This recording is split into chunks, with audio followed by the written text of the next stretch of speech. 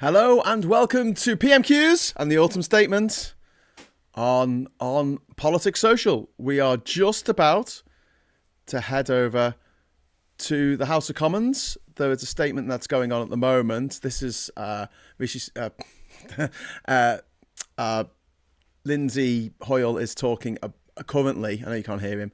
He's talking about the horrific attack in Southport, and he's warning all of the members not to talk about it in case it prejudices the case. I'll put it on there. That nothing is said in this House which could potentially prejudice a proper trial or lead to it being abandoned. I know it can be frustrating when we can see reports in the media of the matters that we are not free to discuss here. But that arises from Parliament's constitutional relationship with the courts. More importantly, at the heart of this case are three young girls. We all want to see justice done for them and for their families, and for others injured in and affected by this appalling incident. Speculation about the cases, including comments made in this House, could seriously risk prejudicing proceedings. I know that none of us would ever wish to do that.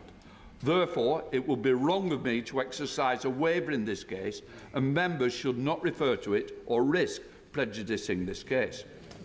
Of course, I understand that members have legitimate questions about the circumstances surrounding this case.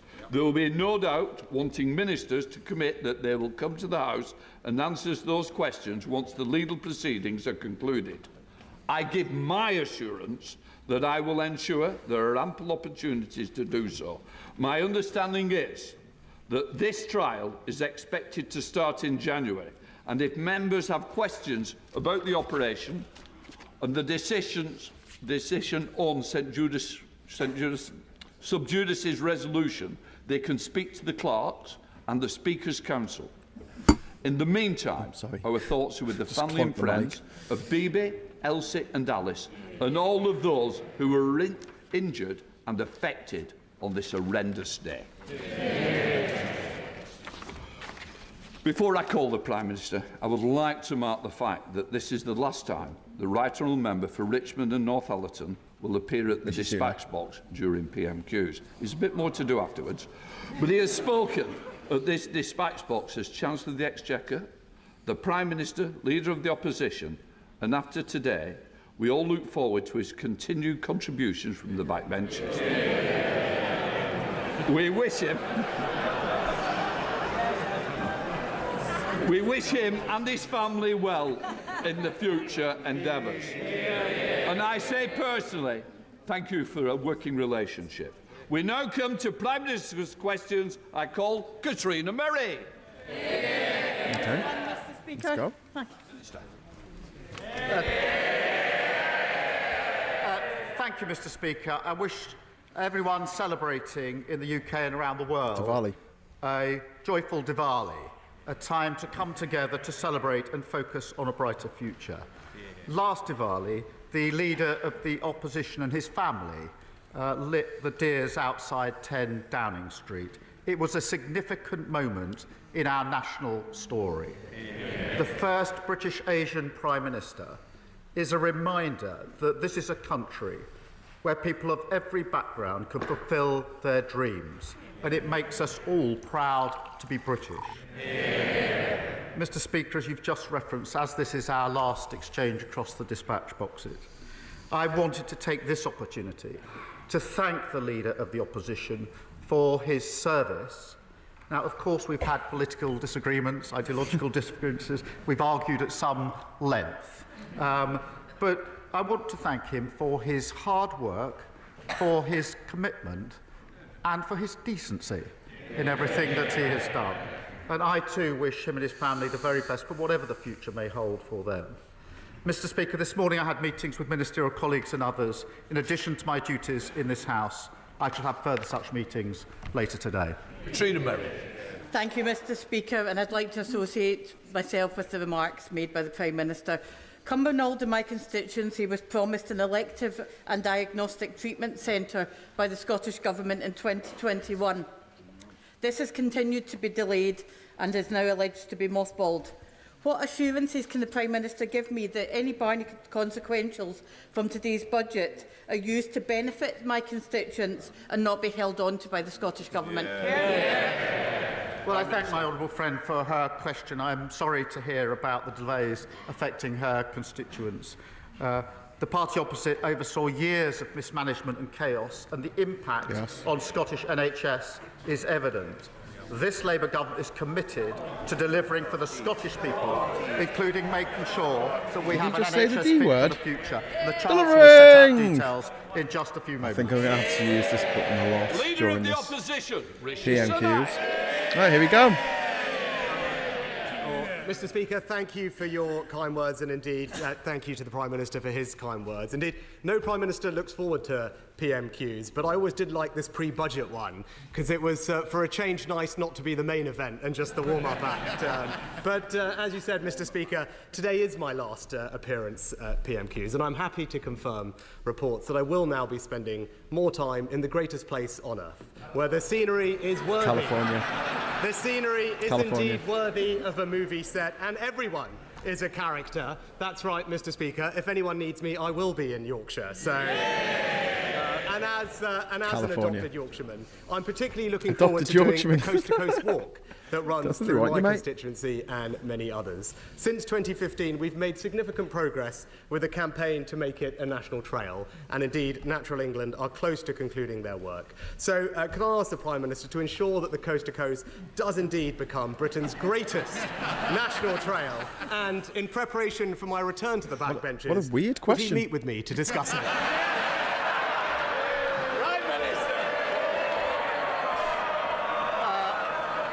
Mr. Speaker, I thought he was about to ask me to join him on the walk. But certainly, I will meet him, and it is an important point. What the hell? Right. What's the next 5 questions going to be? I know he's...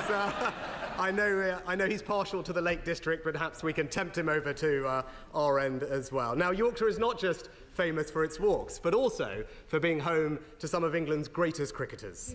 Now, sadly, no one's going to put me on that list, Mr. Speaker, but who knows? I've got a lot more time to practice now. So, but cricket does have the power to bring people together from all communities and give them fantastic opportunities. Is this really weird? As shown so powerfully by Andrew Flintoff's recent documentary.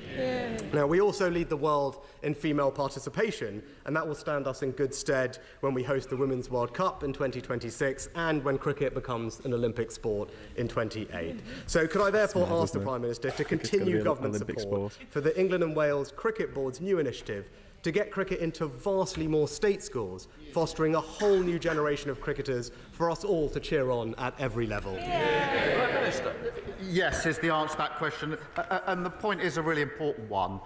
We celebrate cricket, it does bring communities together, but it's also really important for children and young people to enjoy sport, lots of different sports, because it gives them a confidence that they might not otherwise have. It gives them the ability to work in a team and teaches them about skills like leadership. So I'm fully supportive.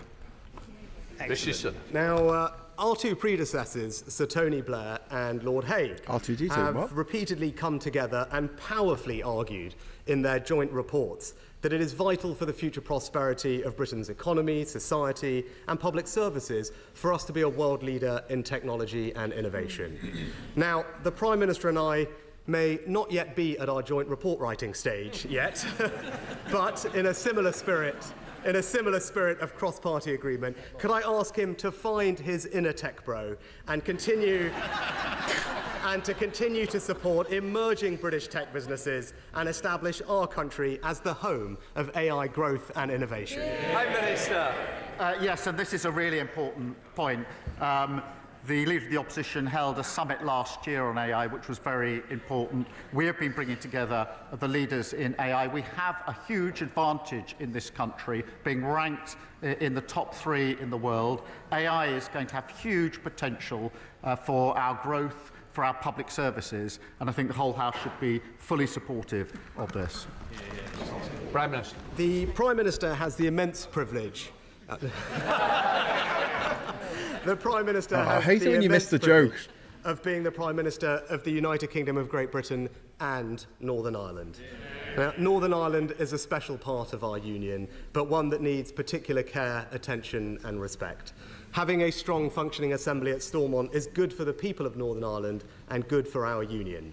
And that's why I was so pleased to see government restored there earlier this year, and I'm grateful to him for his support with that. So can he assure the House that he will continue to work to keep Stormont open, delivering for the Northern Irish people and strengthening Northern Ireland's place in our union? Prime Minister.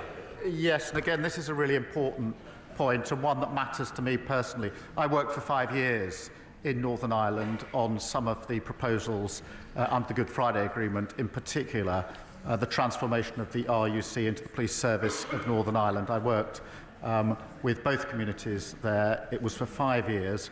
It was very important to me, had a huge impact on me, and so I care deeply about Northern Ireland, and I absolutely agree that the institutions government needs to be up and running and want to give all support I can to the further development in Northern Ireland.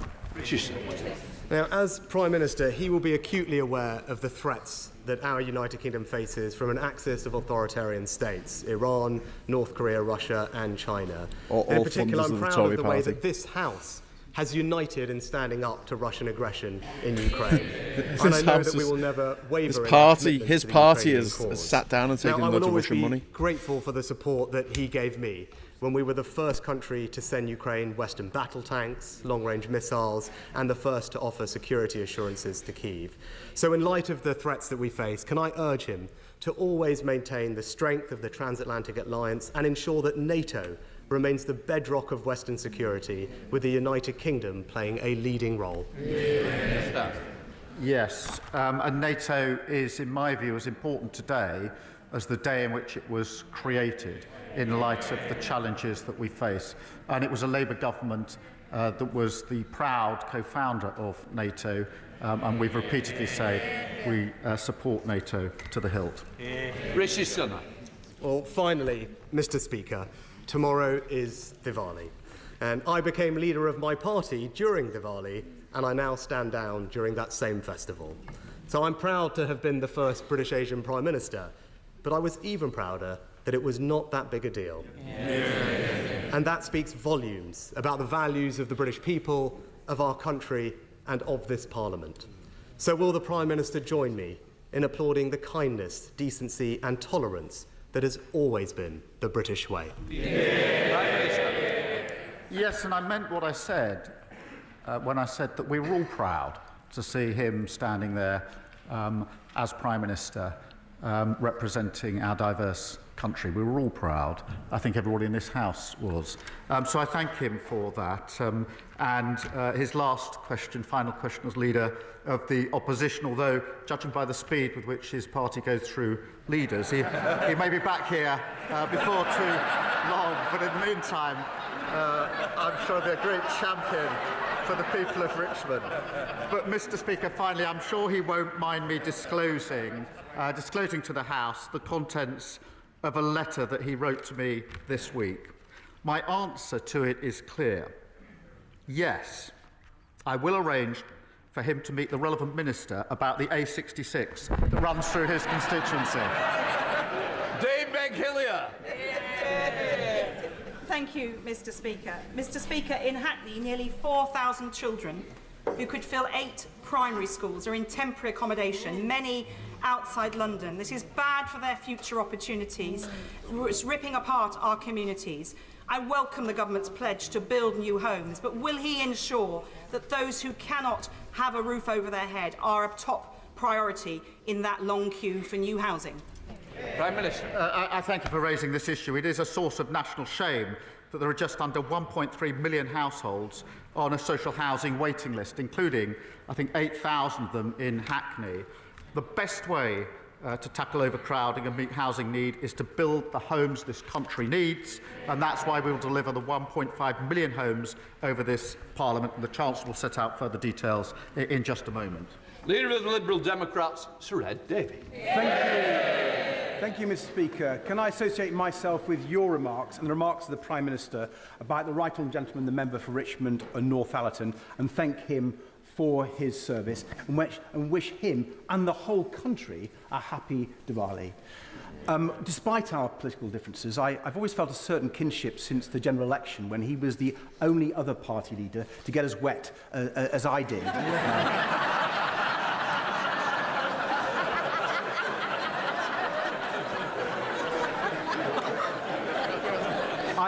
I'm looking forward to debating the budgets with him and the Chancellor shortly, but can I wish him and his family all the best for the future. Mr. Speaker, next month's summit in Baku is a chance for the UK to regain world leadership on climate change, a role disastrously lost under the Conservatives.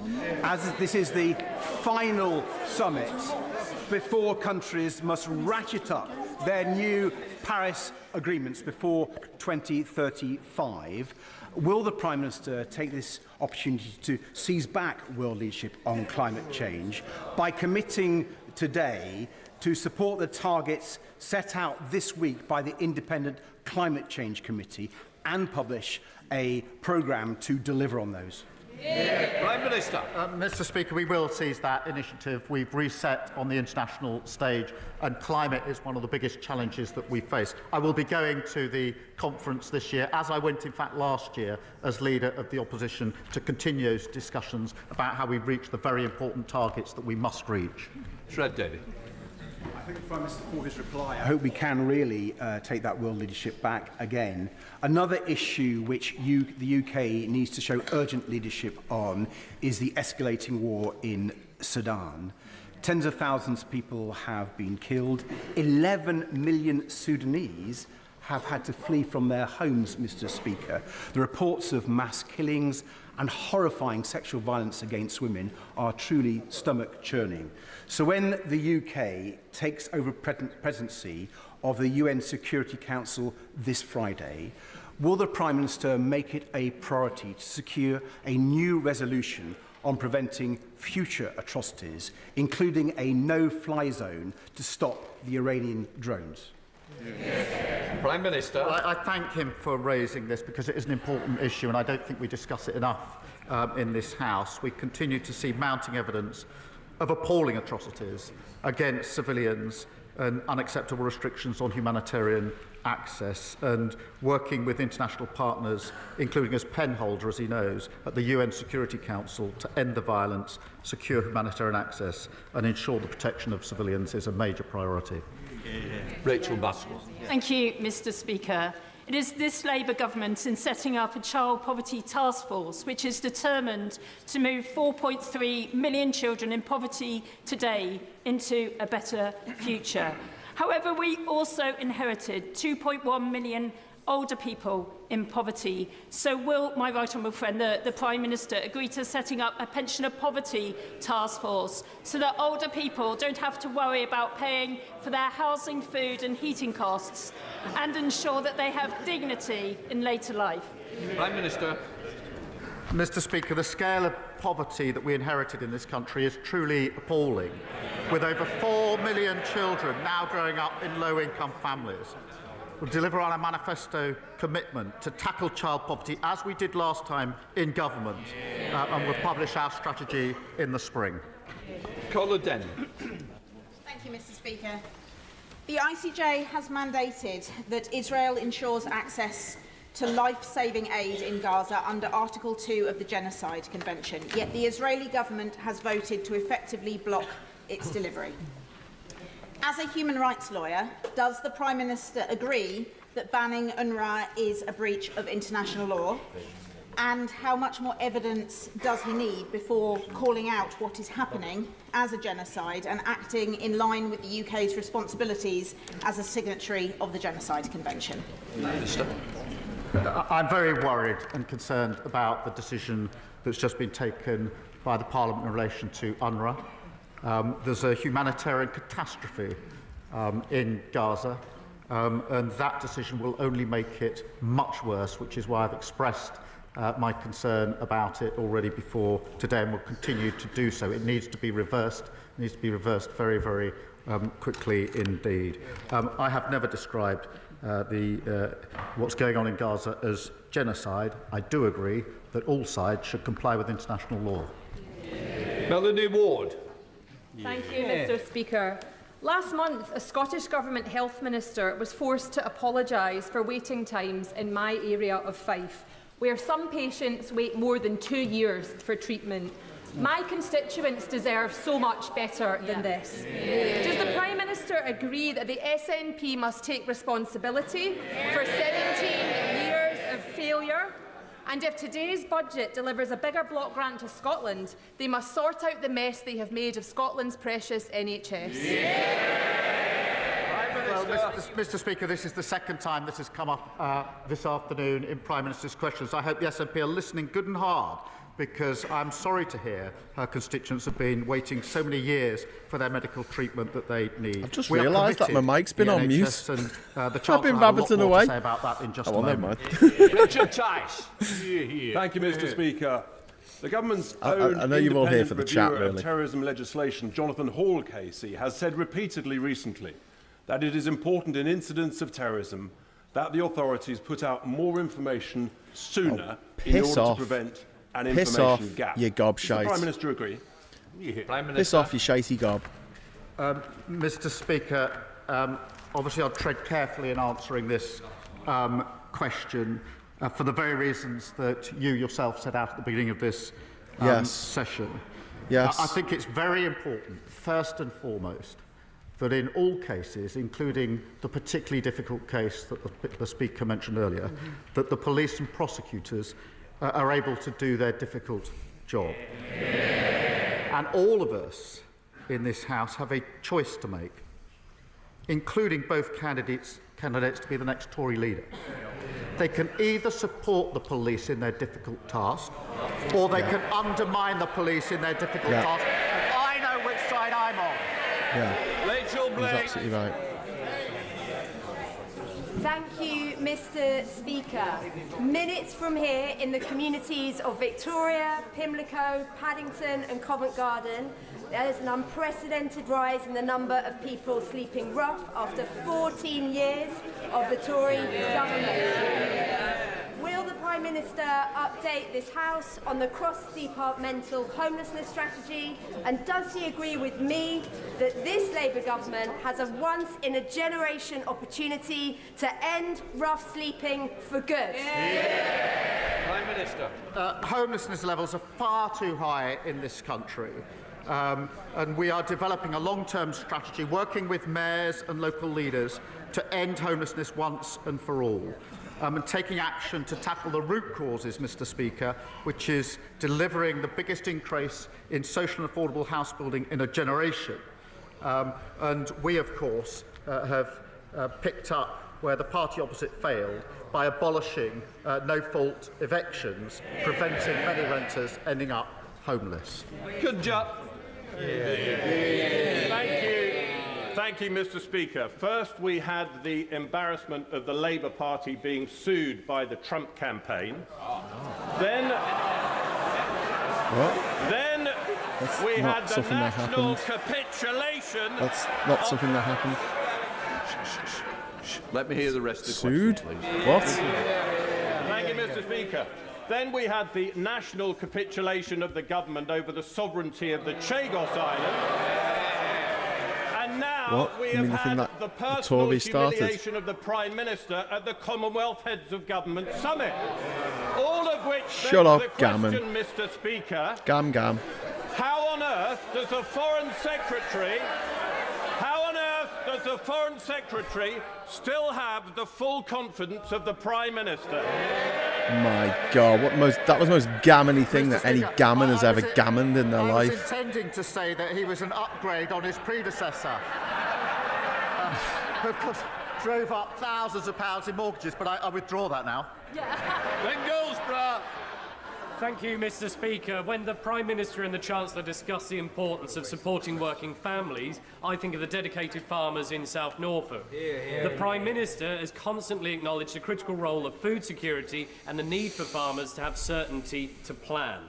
Can the Prime Minister confirm what action our government will be taking to back British farming in constituencies like mine?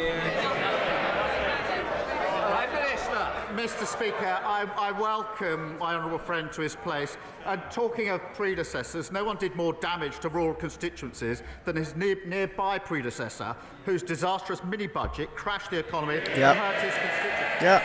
I do note that she's been tweeting the approval of the current Shadow Chancellor's attacks on the independent OBR, just showing the party opposite have learned absolutely nothing. But over 1,000 farms have been forced out of business due to Tory neglect, and we will turn that around, and you'll hear more about that in the budget in just a minute. Helen Morgan. Thank you very much, Mr. Speaker. The Robert Jones and Agnes Hunt Hospital in Oswestry in my constituency is home to the Veterans Orthopaedic Service, and that's by far the largest provider of veterans hospital care in the country. It's a fine example of what you can build when the NHS and the local authority work together. It costs no extra public money to set it up, but because of NHS changes in the way ICBs charge each other, it's been left with a funding shortfall.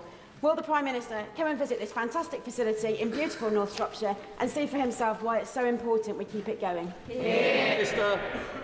I thank the honourable member for raising that issue, and we're all grateful to our veterans for their service in protecting our country. I do understand the value of the centre that she references and the support that it provides for veterans, and we are committed to ensuring veterans receive the employment, the mental health and the housing support that they need. The upcoming budget will set out the changes that we'll be making. Thank you. Jim Dixon. Thank you, Mr. Speaker. After 14 years of failure by the last government to renew and grow the UK's infrastructure, does the Prime Minister agree with me that additional investment is needed to kickstart economic growth? And that investment... Mr. Speaker, this is the important bit. And then investing in a new Lower Thames crossing to relieve Dartford residents from gridlock caused by overcapacity at the Dartford crossing, thereby boosting the North Kent and UK economy by £40 billion would be an excellent project to start with. Prime Minister. Mr. Speaker, I'm really pleased that under this government, Britain has already secured £63 billion worth of investment, which will be measured in tens of thousands of jobs. Our number one mission is growth. You'll be hearing a lot more about that in just a few minutes' time. David Mandel. My constituents, Colin and Mandy Mackey's 18-year-old son, Greg, died as a result of having a soft drink spiked shortly after he went to college. They welcome the fact that this government is going to continue with the legislation proposed by the previous government. But can the Prime Minister assure them that they and other campaigners will work with ministers and officials, not only in bringing forward that legislation, but to ensure that awareness is raised of this abhorrent practice and its potentially fatal consequences? Prime Minister. Can I thank the Right Honourable Member for raising that tragic case, and I join him in paying tribute to Greg's parents. Their tireless work to raise awareness of spiking, to support victims and call for changes in the law is inspiring given what they've been through. This government will act. We will make spiking a specific criminal offence to better protect victims and support the police. It's kind of a bit overdue. These crimes. Thank you. Alex Baker. Thank you, Mr. Speaker. In Farnborough, our leisure centre was knocked down by the Conservative Council, who made empty promises to replace it with an expensive civic hub with no viable plan to pay for it. Will the Prime Minister help secure the funding that Rushmore Council needs to rebuild our leisure centre so that Labour can start delivering change after years of Tory failure? Prime Minister. Delivering. Can I welcome my honourable friend to her place? I think she's the first Labour MP for Aldershot ever. And she's doing a superb job for her constituents. Rushmore Borough Council was left with a shortfall of over £19 million over the last 4 years. and the running down of local services being one of the most painful features of the last 14 years. We will work hand in hand with councils, including multi-year funding settlements, and with local leaders to develop and make sure the services that are needed are there. Final question, Mark Francois. Oh, what? Prime Minister, he you gets the mentioned final veterans question. A few minutes ago. As we approach Remembrance Tide, one group of veterans we all owe a great Remembrance debt to Tide. are Is that a those thing who now? served during the Troubles in Northern Ireland. Hundreds were killed. Thousands were maimed by both Republican and so-called loyalist bombs. Many of those veterans now in the autumn of their lives. And yet you're proposing to repeal the Northern Ireland Legacy Bill, which was designed in part to protect them from endless investigation and reinvestigation. Why, sir, are you throwing those veterans to the wolves to pander to Sinn Féin? Can I just say, one member's been here for a long time. You is not me. I don't want it to be me. Please, Prime Minister. That is just... Yeah. Oh my God. What a ridiculous question to end with. Thank you very much. Okay, so things are changing now.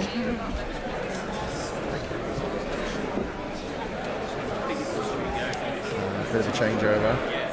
Order! The old guard. Order! Before I call the Chancellor, I would like to make a short statement. Over the last few days, ministers have made a series of new policy announcements with significant and wide-ranging implications for the government's they should be fiscal said policy to and for Parliament the public first. finances. It is evident to me that they should have been made in this House in the first instance. Yeah. Tories have been doing this for years, though. The principle is clearly and unambiguously set out in the paragraph 9.1 of the Ministerial Starmer Code. said I'm not. The premature disclosure of the contents of It's like this getting told off by the House, head teacher, innit? contents of the budget have always been regarded as a supreme discourtesy to this House and all of its democratically elected MPs, not to mention to Mr. Speaker and the Chairman of Ways and Means. I really don't need any help. Let me remind the Treasury front bench the budget statement and ensuing resolutions are the most important Ways and Means business of the House, Erskine May 36-33. I am disappointed by comments made by government spokespeople believing they can use precedent as an excuse. I am telling them today that they are entirely wrong. Mr. Speaker has always defended the undoubted right of this House, including opposition parties and backbenchers on all sides of this House, to be the first to hear major government policy announcements on behalf of their constituents. As Chairman of Ways and Means, I have responsibility to oversee the House's consideration of the budget fairly and impartially, and to ensure that honourable members on all sides of this House have adequate opportunity to hold the Chancellor to account.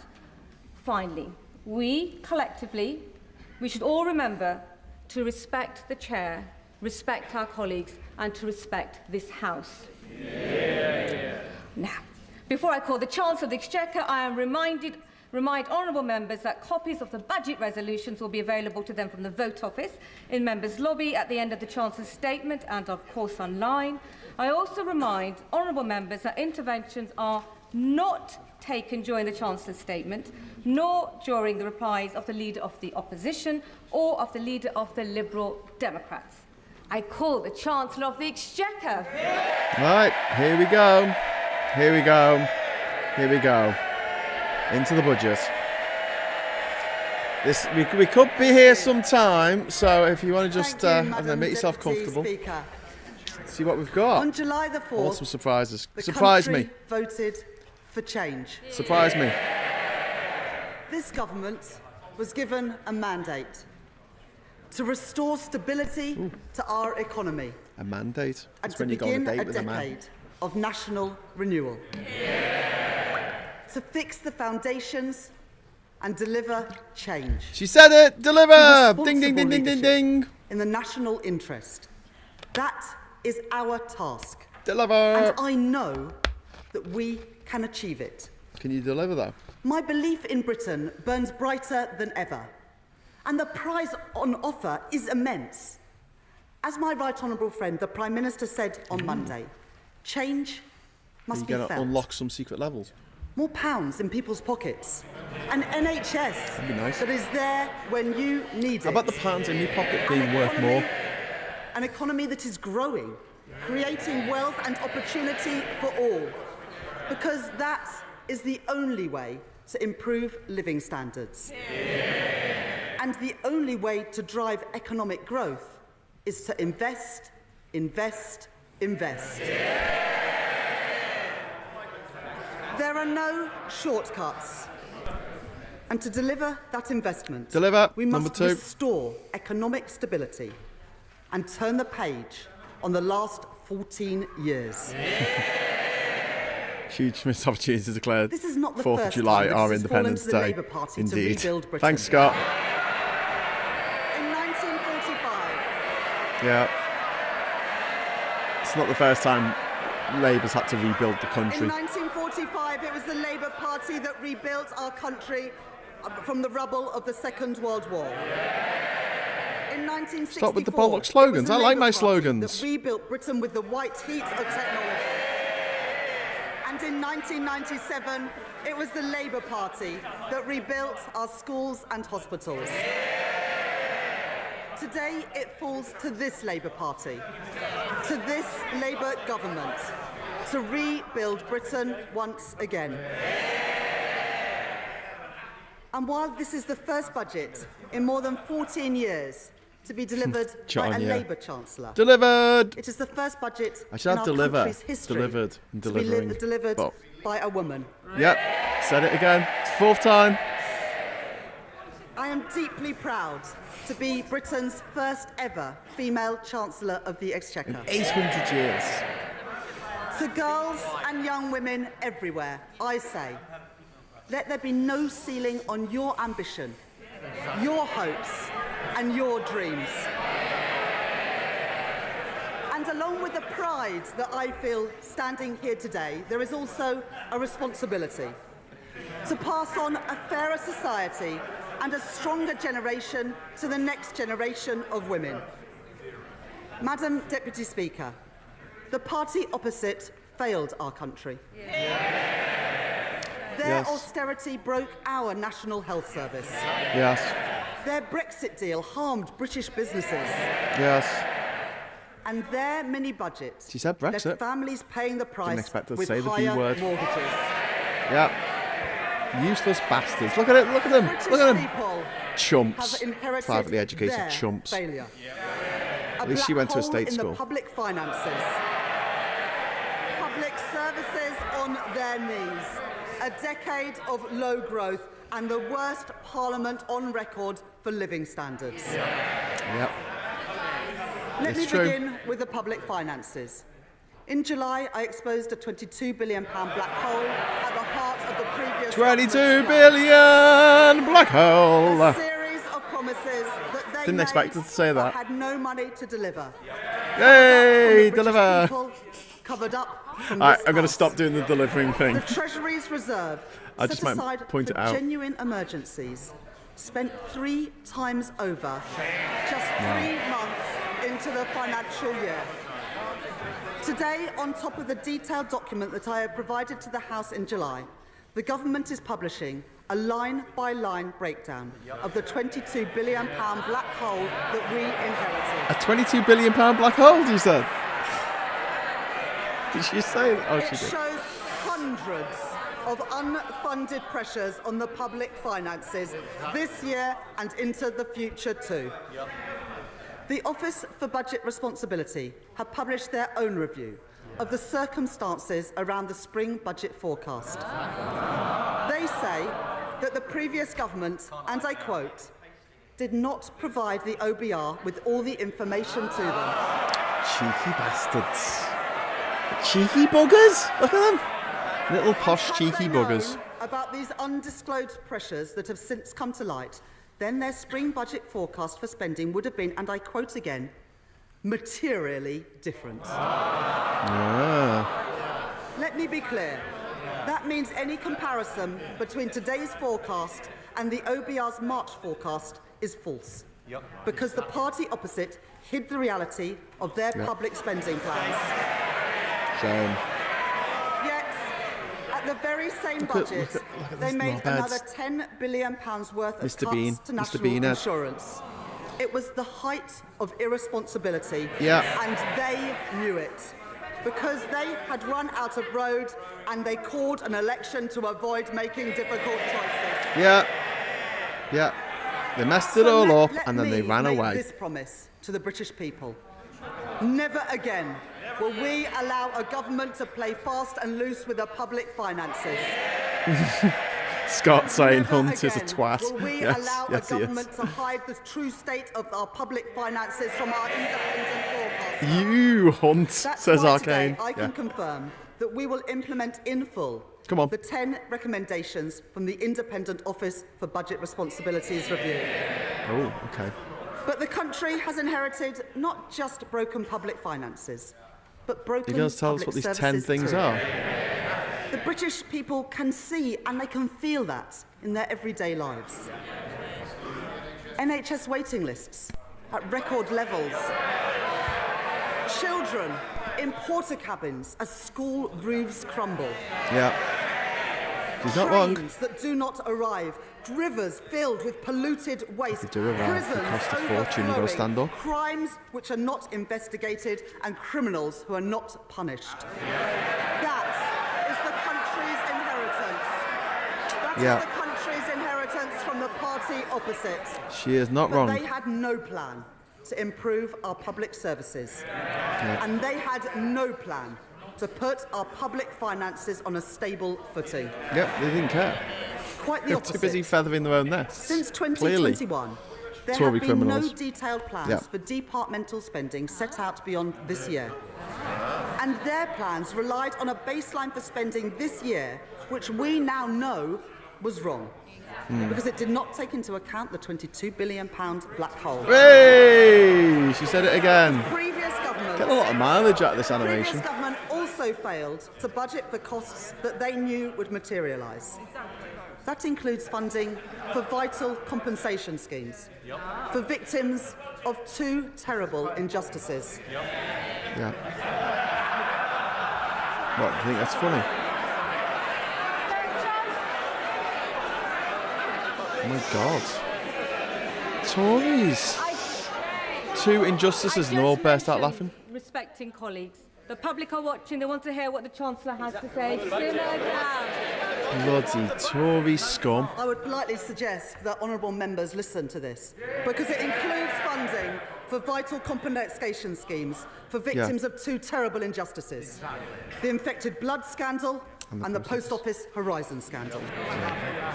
No money. The leader of the opposition rightly made an unequivocal apology for the injustice of the infected blood scandal on behalf of the British state. But he did not budget for the costs of compensation.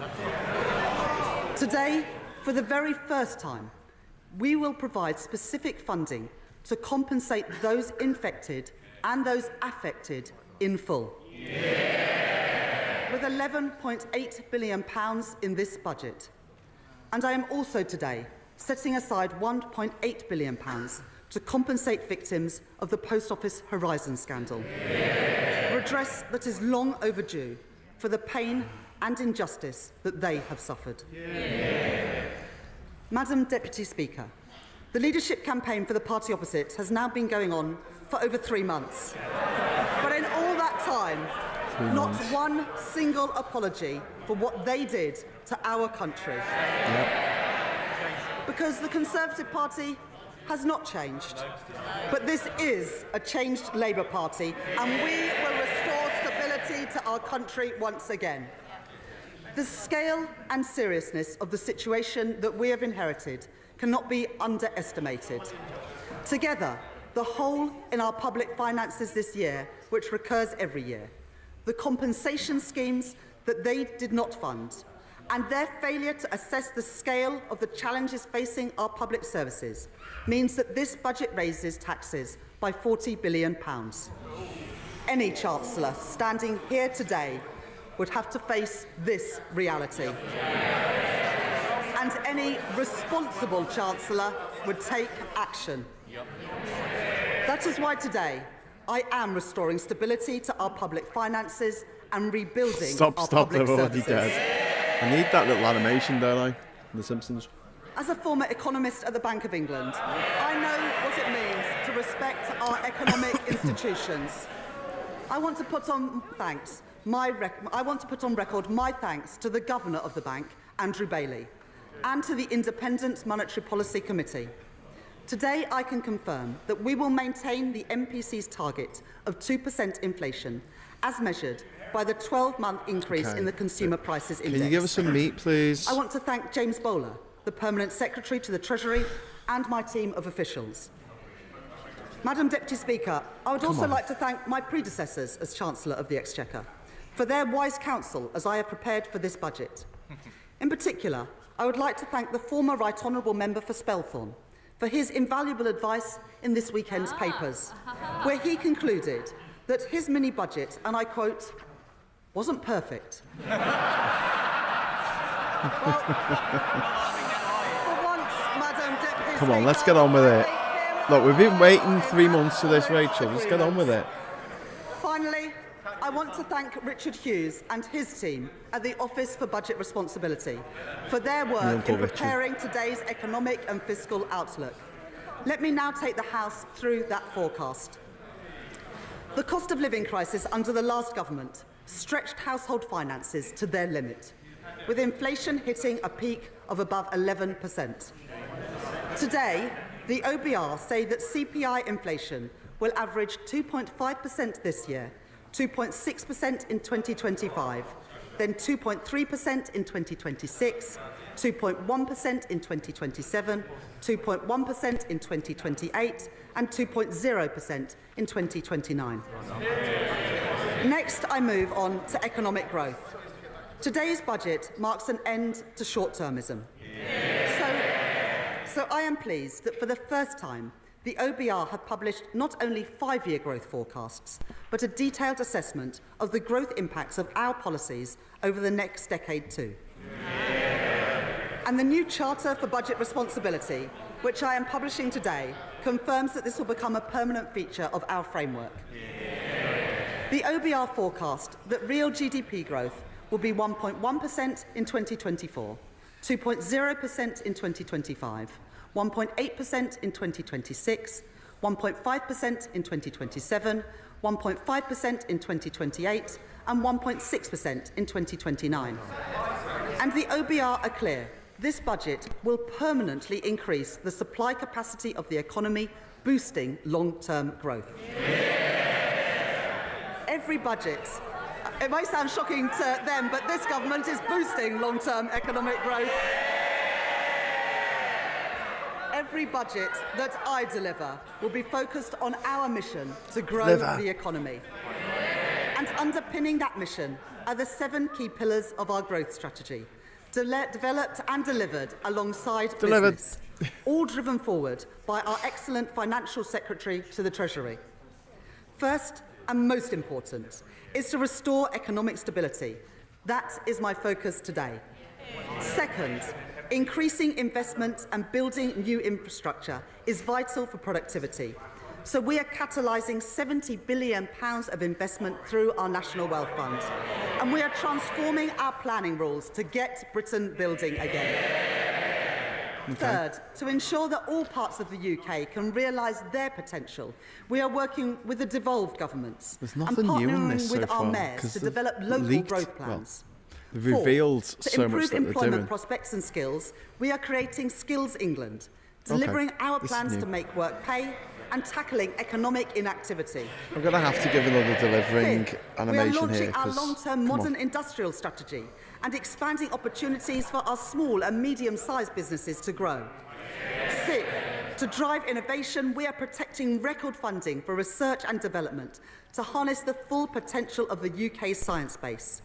And finally, to maximise the growth benefits of our clean energy mission, we have confirmed key investments such as carbon capture and storage to create piss jobs off. in our industrial heartlands. Carbon capture is a lot of bollocks. Our approach is already Don't give having any an money to impact. carbon capture. Just 2 weeks ago, You may as well give we it to a delivered monorail. an international investment summit, Delivered. which saw businesses commit £63.5 billion of investment. Okay, that's great, but no carbon creating capture, nearly please. 40,000 jobs across the United Kingdom. But we cannot undo 14 years of damage in one go. Economic growth will be our mission for the duration of this Parliament. Madam Deputy Speaker, in our manifesto, we set out the fiscal rules that would guide this government. I am confirming those today. Our stability rule and our investment rule. The stability rule means that we will bring the current budget into balance so that we do not borrow to fund day-to-day spending. We will meet this rule in 2029-30 until that becomes the third year of the forecast. From then on, we will balance the current budget in the third year of every budget held annually each autumn. That will provide a tougher constraint on day-to-day efficient thing spending, it is about jobs. so that difficult decisions cannot be constantly delayed Bullshit or jobs. deferred. Job to dig a hole and The fill it in OPR again. say that It's the current pointless. budget will be in deficit by £26.2 billion in 2025-26 and £5.2 billion in 2026-27, before moving into surplus of £10.9 billion in 2027-28, £9.3 billion in 2028-29 and £9.9 billion in 2029-30, meeting our stability rule 2 years early.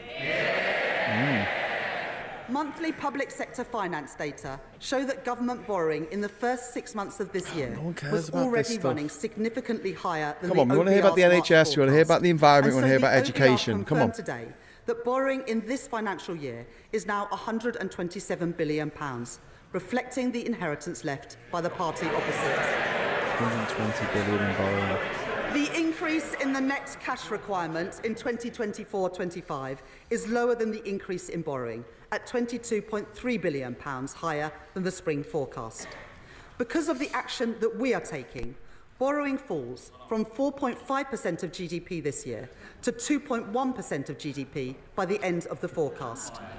Public sector net borrowing will be £105.6 billion in 2025-26, £88.5 billion in 2026-27, £72.2 billion in 2027-28, £71.9 billion in 2028-29, and £70.6 billion in 2029-2030. Madam Deputy Speaker, before I come to tax, it is vital that we are driving efficiency and reducing wasteful spending. In July, to begin delivering and dealing with our inheritance, I made £5.5 billion of savings this year. Whatever. Today, we are setting a 2% productivity, efficiency and savings target for all departments to meet next year by using technology more effectively and joining up services across government. As set out in our manifesto, I will shortly be appointing our COVID Corruption Commissioner. Yes, this is it. Come on. Look at the little scared Tory faces. Those companies that used a national emergency to line their own pockets. Yeah. Because that money belongs in our public services and taxpayers Yes. want that money back. Yeah. And I I agree can with that. confirm today that David Goldstone has been appointed as the chair of the new Office for Value for Money to help us realise the benefits from every pound of public spending. Today, I am also taking 3 steps to ensure that welfare spending is more sustainable. First, we inherited the last government's plans Squirm, to reform squirm, the work Tories. capability Squirm, assessment. squirm. We will deliver those savings Deliver. as part of our fundamental reforms to the health and disabilities benefit system that my right honourable friend, the Work and Pensions Secretary, will bring forward. Second, I can today announce a crackdown on fraud in our welfare system, often the work of criminal gangs.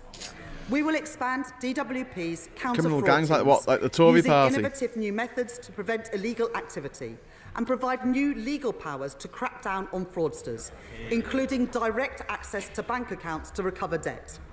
This package saves £4.3 billion a year by the end of the forecast. Third, the Government will shortly be publishing the Get Britain Working White Paper, tackling the root causes of inactivity with an integrated approach across health, education and welfare. And we will provide £240 million for 16 trailblazer projects targeted at those who are economically inactive and most at risk of being out of education, employment or training, to get people into work and to reduce the benefits bill. Before a government could consider any change to a tax rate or threshold, it must ensure that people pay what they already owe. So we will invest to modernise HMRC systems using the very best technology and recruit additional HMRC compliance and debt staff. Oh, we will okay. clamp down on those umbrella companies who exploit workers. Yes. And exploit the system and exploit companies' house. Tax debt to ensure that people pay on time, and go after the promoters of tax avoidance schemes. Yes. These measures to reduce the tax gap raise £6.5 billion by the end of the forecast. And I want to thank the Exchequer Secretary for his outstanding work on this agenda. Madam Deputy Speaker, I know that for working people up and down our country, family finances are stretched and paychecks don't go as far as they once did. So today I am taking steps to support people with the cost of living. It was the Labour government that introduced the national minimum wage in 1999. Yep. It had a transformative impact on the lives of working people. As promised in our manifesto, we asked the Low Pay Commission to take account of the cost of living for the first time. I can confirm that we will accept the Low Pay Commission recommendation to increase the national living wage by 6.7% to £12.21 an hour. If only it was £21.12, even better. £1,400 a year for a full-time worker. And for the first time, we will move towards a single adult rate phased in over time. Good. By initially increasing the national minimum wage for 18 to 20-year-olds by 16.3% as recommended by the Low Pay Commission, taking it to £10 an hour. A Labour policy to protect working people being delivered by a Labour government once again. Second, I have heard representations from colleagues across this House about the carers allowance and the impact funny how I of knew the the current exact policy number on that she was carers going to come up with looking to before she came up increase with the it. hours that they work, including from the honourable members for Shipley, the honourable member for Scarborough and Whitby, and the right honourable member for Kingston and Surbiton too. Carers allowance currently provides up to £81.90 per week to help those with additional caring responsibilities. £81. Today I can confirm £11 a day. that we are increasing the weekly earnings limit to the equivalent of 16 hours at the national living wage per week, the largest increase in carers allowance since it was introduced in 1976.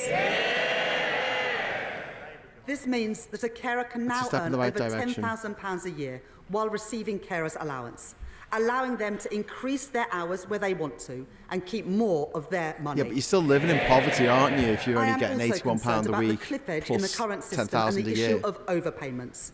My right honourable friend, the Work and Pensions Secretary, has announced an independent review to look at the issue of overpayments, and we will work across this House to develop the right solutions. Third, we will provide £1 billion from next year to extend the Household Support Fund and discretionary housing payments to help those facing financial hardship with the cost of essentials. Fourth, having heard representations from the Joseph Rowntree Foundation, Trussell and others to reduce the level of debt repayments that can be taken from a household's universal credit payment each month by reducing it from 25% to 15% of their standard allowance. This means that 1.2 million of the poorest households will keep more of their award each month, lifting children out of poverty, and those who benefit will gain an average of £420 Get rid of the a year. two-child cap. Just announce it now. Madam Just say Deputy it. Speaker, Come on. our plan to make work pay will also protect working people. I know that the party opposite are deeply interested in our plans here. Having seen their colleagues repeatedly dismissed at short notice, I know I know that they are worried about their future under the Right Honourable Member for North West Essex. So they should rest easy, knowing that our plan will protect working people from unfair dismissal. Good dig. Good from dig. bullying in the workplace. Hey, good dig. And it will improve their access to paternity and maternity leave. Hey. I hope that the new Shadow Cabinet will soon be grateful for these increased protections at work. It is right that we protect those who have worked all their lives. In our manifesto, we promised to transfer the Investment Reserve Fund in the Mine Workers Pension Scheme to members. And I have listened closely to my honourable friends for Easington, Doncaster Central, Blaenau Gwent and Ayr, Carrick and Cumnock on this issue. Today, we are keeping our promise so that working people who powered our country receive the fair pension that they are owed. Our manifesto committed to the triple lock, meaning spending on the state pension is forecast to rise by over £31 billion by 2029-30 to ensure that our pensioners are protected in their retirement. This commitment means that while working age benefits will be uprated in line with CPI at 1.7%, the basic and new state pension will be uprated by 4.1% in 2025-26. This means that over 12 million pensioners will gain up to £470 next year, up to £275 more than if uprated by inflation. The pension credit standard minimum guarantee will also rise by 4.1%, from around £11,400 per year to around £11,850 a year for a single pensioner. While I have sought to protect working people with measures to reduce the cost of living, I've had to take some very difficult decisions on tax. I want to set out my approach Someone to fuel just said duty. in the House, here we go. Baked into the numbers that I inherited from the previous government is an assumption that fuel duty will rise by RPI next year and that the temporary 5p cut will be reversed. To retain the 5p cut and to freeze fuel duty again would cost over £3 billion next year. At a time when the fiscal position is so difficult, I have to be frank with the House that this is a substantial commitment to make. I have concluded that in these difficult circumstances, while the cost of living remains high, and with a backdrop of global uncertainty, increasing fuel duty next year would be the wrong choice for working people. It would mean fuel duty rising by 7p per litre. So I have decided today to freeze fuel duty next year, and I will maintain the existing 5p cut for another Tories year like too. this. There will be Don't- that's the right higher move. taxes at the petrol. There will be no higher taxes at the petrol pumps next Yeah, but year. fuel goes up and down in price every day. Madam I mean, Deputy Speaker, the last government made cuts of £20 billion to employees and self-employed national insurance in their final two budgets. These tax cuts were not honest. Because we now know that they were based on a forecast which the OBR say would have been materially different. It would have been materially different had they known the true extent of the last government's cover-up. Since July, I have been urged on multiple occasions to reconsider these cuts, to increase the taxes that working people pay and see in their payslips. But I have made an important choice today, to keep every single commitment that we made on tax in our manifesto. So I say to working people, I will not increase your national insurance, I will not increase your VAT, and I will not increase your income tax. yeah, they were manifesto Working commitments. people will not see I'm not higher happy about taxes this in their fuel payslips as a duty result of the freeze. choices that I am making today. Because that's only going to affect you if you've got a That car is a promise and you're made putting fuel and in a your promise car fulfilled. and it's a petrol car. But any responsible Chancellor I would rather would have need to make difficult decisions the today. cap on public To raise the transport revenues staying at required to fund £2 our or public being brought down to services. £1.50. And to restore economic stability. So in today's budget, I am announcing an increase in employers' national insurance contributions. We will increase the rate of employers' national insurance by 1.2 percentage points to 15% from April 2025. And we will reduce the secondary threshold, the level at which employers start paying national insurance on each employee's salary, from £9,100 a year to £5,000. This will raise £25 billion per year by the end of the forecast period. I know that this is a difficult choice. I do not take this decision lightly. We are asking businesses to contribute more, and I know that there will be impacts of this measure felt beyond businesses too, as the OBR have set out today. But in the circumstances... Order, Chancellor! Order! Our constituents are watching. They need to be able to hear the Chancellor. Simmer down. Chancellor. But in the circumstances that I have inherited, it is the right choice to make. Successful businesses depend on successful schools. Healthy businesses depend on a healthy NHS. And a strong economy depends on strong public finances. If the party opposite chooses to oppose this choice, then they are choosing more austerity, more chaos, more instability. This is the choice that our country faces too. As I make this choice, I know it is particularly important to protect our smallest companies.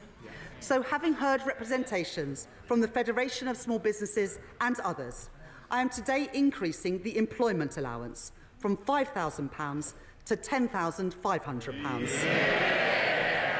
This means 865,000 employers won't pay any national insurance at all next year. Good. That's good. And That's good. And over 1 million will pay the same or less than they did previously. This will allow a small business to employ the equivalent of 4 full-time workers on the national living wage without paying any national insurance on their wages. Brilliant, brilliant. That was the big concern about Madam small Deputy businesses Speaker, not being able to afford let this. me now come to capital gains tax. Okay. We need to drive growth, promote entrepreneurship and support wealth creation, while raising the revenue required to fund our public services and restore our public finances. Come on, let's smash Today, capital gains. we will increase the lower rate of capital gains tax from 10 to 18% and the higher rate from 20 to 24%, while maintaining the rates of capital gains tax on residential property at 18 and 24% too. This means the UK will still have the lowest capital gains tax rate of any European G7 economy. Alongside these changes to the headline rates of capital gains tax, we are maintaining the lifetime limit for business asset disposal relief at £1 million to encourage entrepreneurs to invest in their businesses. Wow, you get £1 million. What was that? Capital gains tax free. Hang on. At 10% this year, before rising to 14% in April 2025 and to 18% from 2026-27, maintaining a significant gap compared to the higher rate of capital gains tax. Together, the OBR say that these measures will raise £2.5 billion by the end of the forecast. In a sign of this government's commitment to supporting growth and entrepreneurship, Rachel, it's still a we joke, have already 24%. extended the Enterprise Investment Scheme and the Venture Capital Trust schemes to 2035. And we will continue to work with leading entrepreneurs and venture capital firms to ensure that our policies support a positive environment for entrepreneurship in the UK. Next, inheritance tax. Yeah, Only whack it up. 6% of estates 100%. will pay inheritance tax this year. Yeah, and they will pay I 100% understand of everything the strongly over held desire to 1 pass million. down savings to children and grandchildren. So I am taking a balanced approach in my package today. First, the previous government froze inheritance tax thresholds until 2028. I will extend that freeze for a further 2 years until 2030. That means the first £325,000 of any estate can be inherited tax-free, rising to £500,000 if the estate includes a residence passed to direct descendants, and £1 million when a tax-free allowance is passed to a surviving spouse or civil £1 million partner. tax-free. Second, We will close the loophole created by the previous government, made even bigger when the lifetime allowance was abolished, by bringing inherited pensions into inheritance tax from April 2027. Finally, we will reform agricultural property relief and business property relief. From April 2026, the first £1 million of combined business and agricultural assets will continue to attract no inheritance tax at all. But for assets over £1 million, inheritance tax will apply with a 50% relief at an effective rate of 20%. No, this will ensure that we continue to protect small family farms. I thought she meant she was putting it to 50%. With three-quarters of claims unaffected by these changes. I can also announce that we will apply a 50% relief in all circumstances on inheritance tax for shares on the alternative investment market and other similar markets, setting the effective rate of tax at 20%. Taken together, these measures raise over £2 billion by the final year of the forecast. Next, I can confirm that the government will renew the tobacco duty escalator for the remainder of this Parliament at RPI plus 2%. Increase duty by a further 10% on hand-rolling tobacco this year, introduce a flat rate duty on all vaping liquid from October 2026, alongside an additional one-off increase in tobacco duty to maintain the incentive The world to of give political up smoking. compromise. Politics is the art of compromise. And we will increase the soft drinks industry levy to account for inflation since it was introduced, as well as increasing the duty in line with CPI each year going forward. These measures will raise nearly £1 billion per year by the end of the forecast period. Madam Deputy Speaker, we want to support the take-up of electric vehicles. So I will maintain the incentives for electric vehicles in company car tax from 2028 and increase the differential between fully electric and other vehicles in the first-year rates of vehicle excise duty from April 2025. These measures will raise around £400 million by the end of the forecast period. Madam Deputy Speaker, let me update the House on our plans for air passenger duty. And I can see the right honourable gentleman's ears have pricked up. Air passenger duty has not kept up with inflation in recent years, so we are introducing an adjustment, meaning an increase of no more than £2 for an economy-class short-haul flight. But I am taking a different approach when it comes to private jets. Yeah, finally.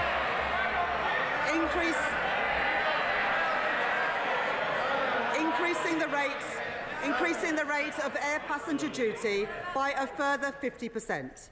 That is equivalent to £450 per passenger for a private jet to, say, California? Madam Deputy Speaker, let us now turn to our high street businesses. I know for them, a major source of concern is business rates.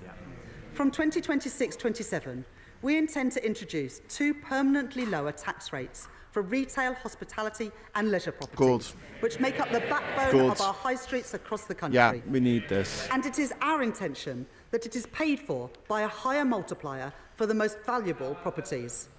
But the previous government created a cliff edge next year as temporary reliefs end. So I will today provide 40% relief on business rates for the retail, hospitality and leisure industry in 2025-26, up to a cap of £110,000 per business. Alongside this, the small business tax multiplier will be frozen next year. Next, I can confirm that alcohol duty rates on non-draft products will increase in line with RPI from February next year. But nearly 2/3 of alcoholic drinks sold in pubs are served on draft. So today, instead of uprating these products in line with inflation, I am cutting draft duty by 1.7%. Woo! 1.7% off our beer. Yes. Fantastic. Still going to be £3. It's still going to be £6.50 for a pint, but whatever. Which means a penny off the pint in the pub. Yes, a penny. Alongside the changes I am making things today, I'm going to spend that penny I am on. publishing a corporate tax roadmap. A penny off a pint. Oh my Providing God. the business certainty called for by the CBI, the British Chambers of Commerce and the Institute for Directors. This confirms our commitment to cap the rate of corporation tax at 25%, the lowest in the G7 for the duration of this Parliament, while maintaining full expensing and the £1 million annual investment allowance, and keeping the current rates of research and development relief to drive innovation. Madam Deputy Speaker, in our manifesto, we made a number of commitments to raise Super chats funding are open for if our anyone public wants to give me a services. penny to, First, buy a I've pint. always said that if you make Britain your home, you should pay your taxes here too. Yes. So today I can confirm Non-dom. we will abolish the non-dom tax regime. And we will Been remove saying the this for ages. outdated concept of domicile from the tax system from April 2025. Oh wow. We will April next year. introduce a new residence-based Buy scheme 500 with pints, get internationally one free. competitive arrangements Yeah, Sean. for those coming to the UK on a temporary basis, while closing the loopholes in the scheme designed by the party opposite. To further encourage investment into the UK, we will also extend the temporary repatriation relief to 3 years and expand its scope, bringing billions of pounds of new funds into Britain. The Independent Office for Budget Responsibility say that this package of measures will raise £12.7 billion over the next 5 years.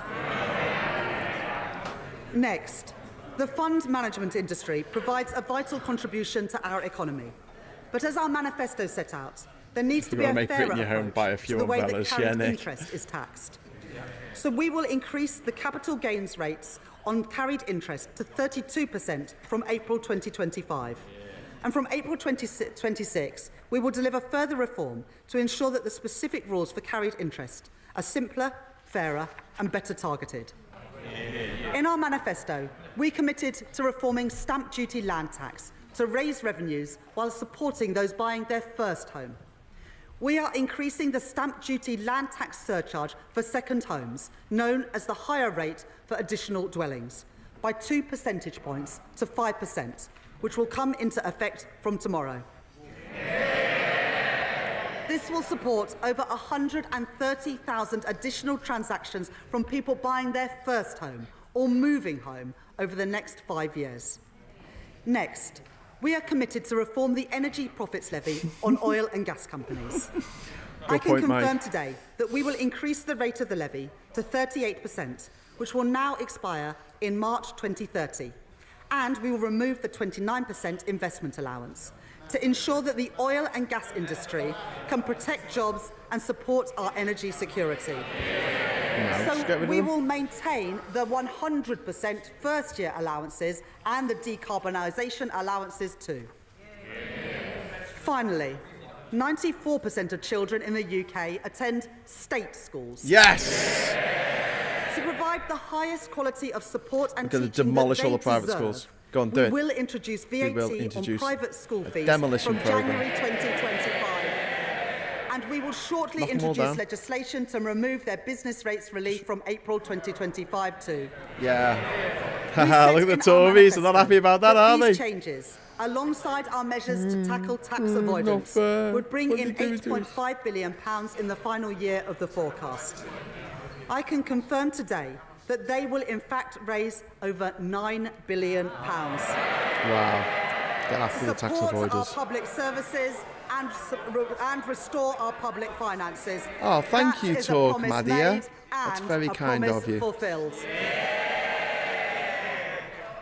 Madam Deputy Speaker, I State have school one define. final decision to take on A tax school that you don't today. pay for. Mikey. The previous government froze income tax and national insurance thresholds in 2021, and then they did so again after the mini-budget. Extending their threshold freeze for a further 2 years raises billions of pounds, money to deal with the black hole in our public finances and repair our public services. Having considered this issue closely, I have come to the conclusion that extending the threshold freeze would hurt working people. It would take more money out of their payslips. I'm keeping every single promise on tax that I made in our manifesto. So of the freeze in income tax and national insurance thresholds beyond the decisions by the previous government. From 2028-29, personal tax thresholds will be uprated in line with inflation once again. When it comes to choices on tax, this government chooses to protect working people every single time. We don't call them public schools because public schools used to refer to private schools back in the day that weren't clavicle schools. It's confusing. These are the choices I have made. State school, private school, to keeps it restore easy. economic stability and to protect working people. The next choice I make is to begin to repair our public services. In recent months, we have conducted the first phase of the spending review to set departmental budgets for 2024-25 and 2025-26.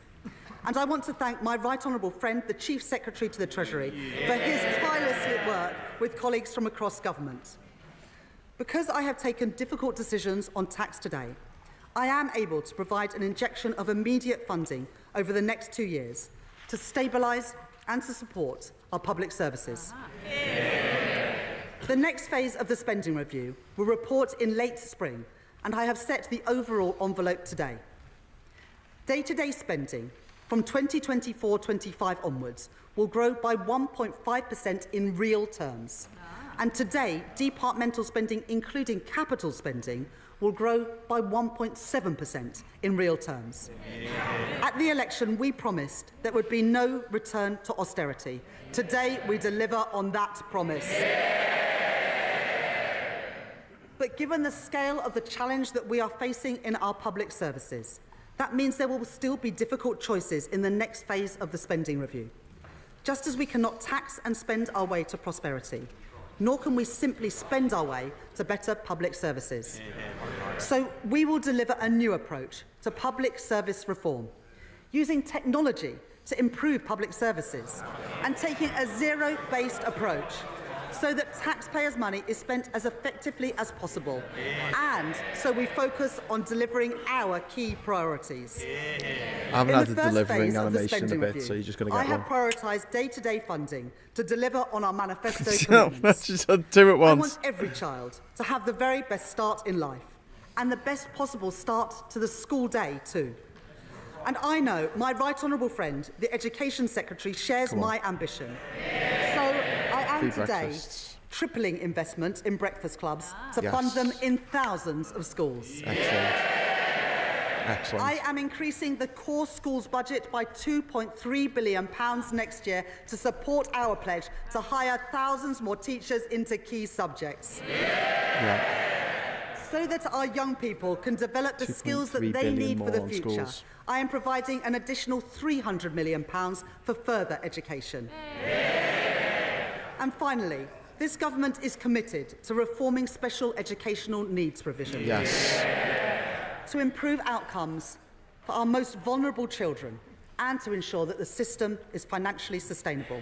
To support that work, I am today providing a £1 billion uplift in funding. Brilliant. A 6% real terms increase from this year. Brilliant. Come on, we need more to be spent on. There is no more important job for government than to keep our country safe. And we are conducting a strategic defence review to be published next year. £3 billion more for defence. And as set out in our manifesto, we will set a path to spending 2.5% of GDP on defence at a future fiscal event. Today, I am announcing a total increase to the Ministry of Defence's budget of £2.9 billion next year, ensuring that the UK comfortably exceeds our NATO commitments and providing guaranteed military support to Ukraine of £3 billion per year for as long as it takes.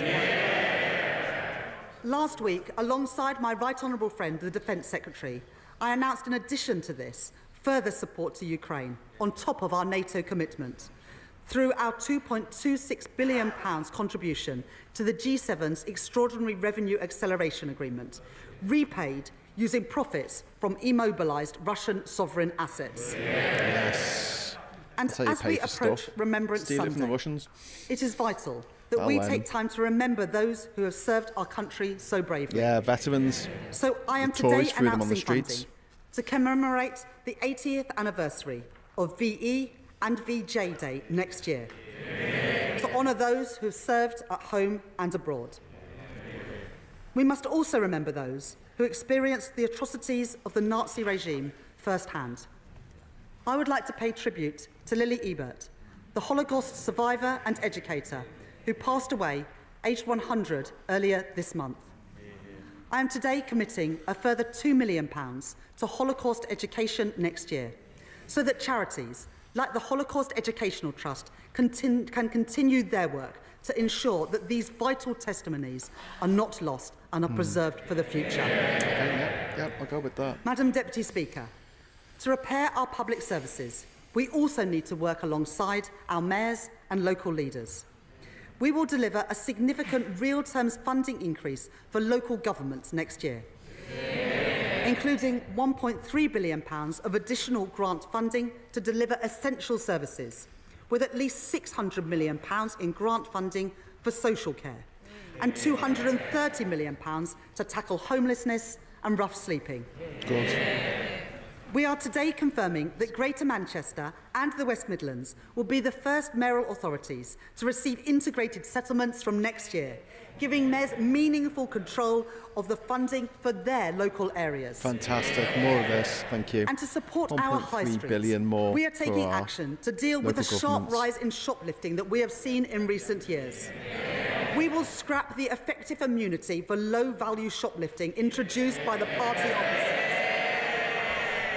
And having listened closely to organisations like the British Retail Consortium and the trade union USDOR, I am providing additional funding to crack down on the organised gangs which target retailers, and to provide more training to our police officers and retailers to stop shoplifting in its tracks.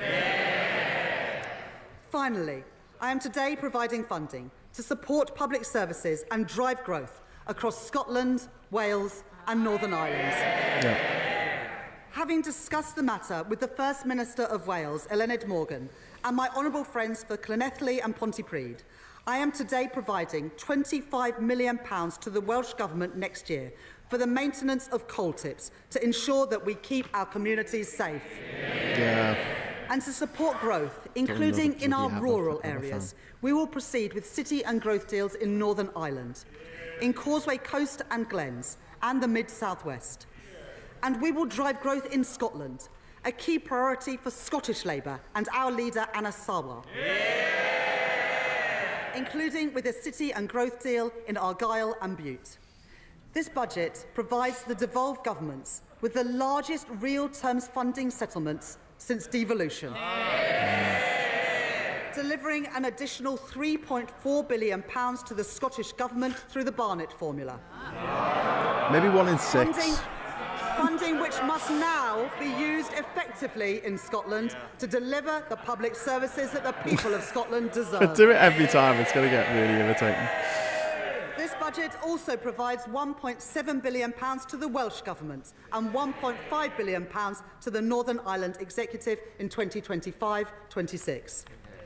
I said that there would be no return to austerity, and that is the choice that I have made today. Good. Madam Deputy Speaker, to rebuild our country, we need to increase investment. The UK lags behind every other G7 country when it comes to business investment as a share of our economy. Because of Brexit. That matters. It means the UK has fallen behind in the race for new jobs, new industries and new technology.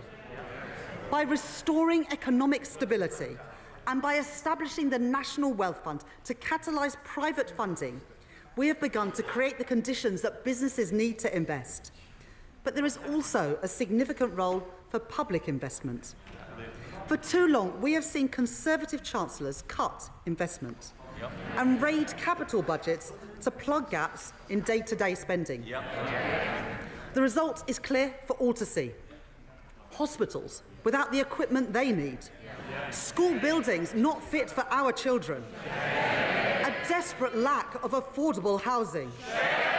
Economic growth held back at every turn. Shame. Under the plans I inherited, public investment was set to fall from 2.5% to 1.7% of GDP. Jesus Christ. But in Washington last week, the International Monetary Fund were clear. More public investment is badly needed in the UK. Yes. So having listened to the case made by the former Governor of the Bank of England, Mark Carney, former Treasury Minister Jim O'Neill, and the former Cabinet Secretary Gus O'Donnell, among others, I am confirming our investment rule. As set out in our manifesto, we will target debt falling as a share of the economy. Debt will be defined as public sector net financial liabilities, or net financial debt for short, a metric that has been measured by the Office for National Statistics since 2016 and forecast by the Office of Budget Responsibility since that date too. Net financial debt recognises that government investment delivers returns for taxpayers. By counting not just the liabilities on a government's balance sheet, but the financial assets too. Yeah. This like means the that we count trains the benefits in of a that little while. investment, not just the costs. Yep. And we free up our institutions to invest, just as they do in Germany, France and Japan. Like our stability rule, our investment rule will apply in 2029-2030 until that becomes the third year of the forecast. From that point onwards, net financial debt will fall in the third year of every forecast. Today, the OBR say that we are already meeting our target 2 years early, with net financial debt falling by 2027-28, with £15.7 billion of headroom in the final year. So that we drive the right incentives in government investments, we will introduce 4 key guardrails to ensure capital spending is good value for money and drives growth in our economy. First, our portfolio of new financial investments will be delivered by expert bodies like the National Wealth Fund, which must, by default, earn a rate of return at least as large as that on gilts.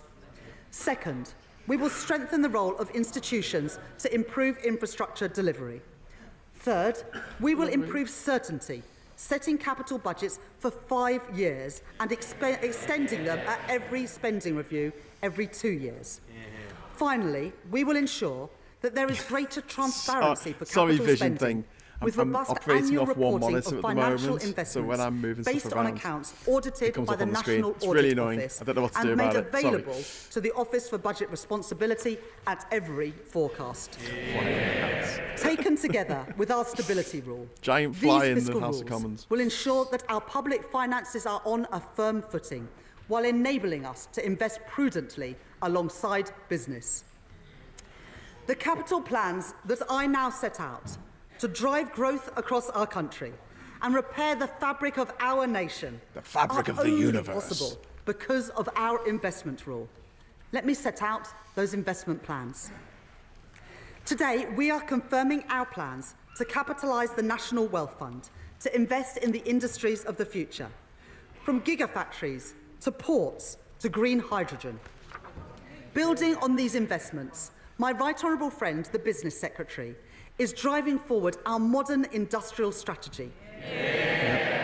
Working with businesses and organisations like Make UK to set out the sectors with the biggest growth potential.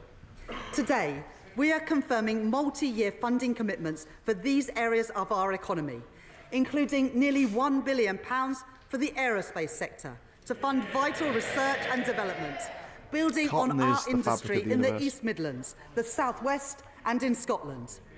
Over £2 billion for the automotive sector to support our electric vehicle industry and develop our manufacturing £2 billion for base, electric cars. building on our strengths in the North East and the West Midlands, and up to £520 million for a new life sciences innovative manufacturing fund. For our world-leading creative industries, we will legislate to provide additional tax relief for visual effect costs in TV and film. And we are providing £25 million for the North East Combined Authority, which they plan to use to remediate the Crownworks studio site in Sunderland, creating 8,000 new jobs. Excellent. I get a job to there. unlock these growth industries of the future, we will protect government investment in research and development with more than £20 billion worth of funding. This includes at least £6.1 billion to protect core research funding for areas like engineering, biotechnology and medical science. Through Research England, other research councils and the national academies. We will extend the Innovation Accelerators programme in Glasgow, in Manchester and in the West Midlands. Good. And with over £500 million of funding next year, my right honourable friend, the Science, Technology and Innovation Secretary, will continue to drive progress in improving reliable, fast broadband and mobile coverage across our country, including in rural areas. We committed in our manifesto to build 1.5 million homes over the course of this Parliament. Okay, house building. And my right honourable friend, the Deputy Prime Minister, is driving that work forward across government. Today, I am providing over £5 billion of government investment to deliver our plans on housing next year. We will increase the Affordable Homes programme to £3.1 billion, delivering thousands of new homes. We will provide £3 billion worth of support in guarantees to boost the supply of homes and support our small house builders. And we will provide investment to renovate sites across our country, including at Liverpool Central Docks, where we will deliver 2,000 new homes, and funding to help Cambridge realise its full growth potential. Alongside this investment, Liverpool we will put Central the right Docklands getting some homes. Brilliant. 2,000 new homes. Of affordable housing.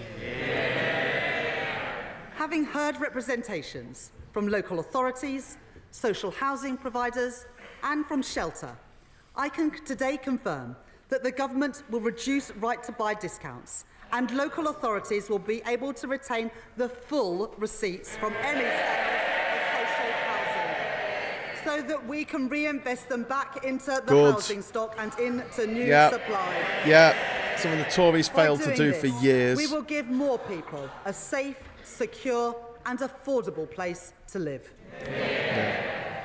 We will provide stability to social housing providers with a social housing rent settlement of CPI plus 1% for the next 5 years.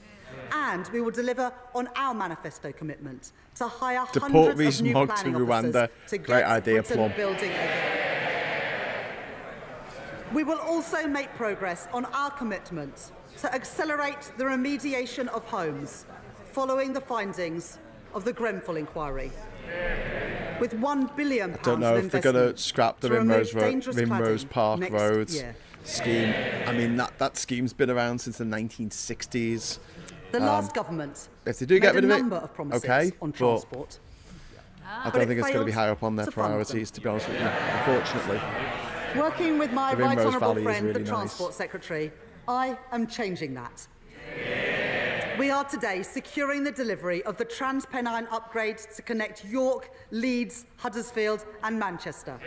Yes! Delivering fully electric local and regional services between Manchester and Staley Bridge by the end of this year.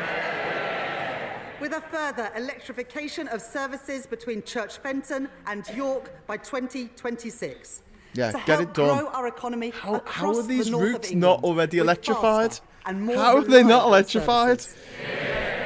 Maddening. We will deliver East-West Rail to drive growth between Oxford, Milton Keynes and Cambridge, with the first services running between Oxford, Bletchley and Milton Keynes next year, and trains between Oxford and Bedford running from 2030.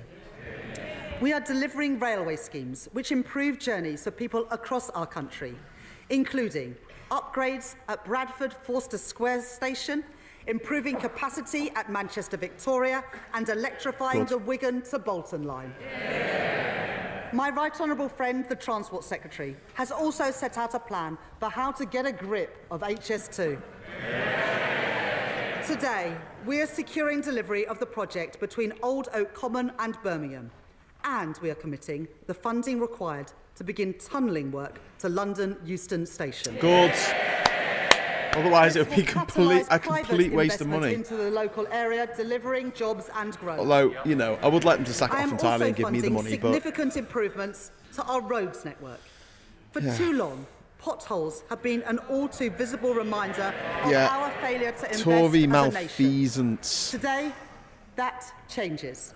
Okay. With £500 million increase in road maintenance budgets next year, more than delivering on our manifesto commitment to fix an additional 1 million potholes each year.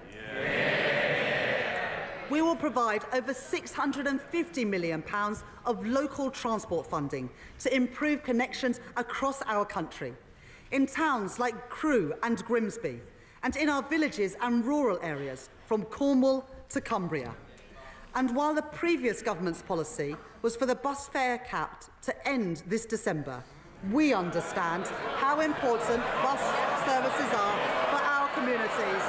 And so we will extend the cap for a further year, setting it at £3 until December 2025. Finally, we will deliver £1.3 billion of funding to improve connectivity in our city regions, funding projects like the Brierley Hill Metro extension in the West Midlands, the renewal of Sheffield Supertram, and the West Yorkshire Mass Transit, including in Bradford and Leeds. Good. Madam Come on, Deputy more public Speaker, transport. To bring new jobs to Britain and to drive growth across our country, we are delivering our mission to make Britain a clean energy superpower, led by my right honourable friend, the Energy Secretary. There's a lot of delivering going on. Earlier this month, we announced There's a lot of good stuff in here. I mean, it's not perfect, but there is so far a lot of good stuff in here. Into carbon capture and storage, creating 4,000 jobs across Merseyside and Teesside.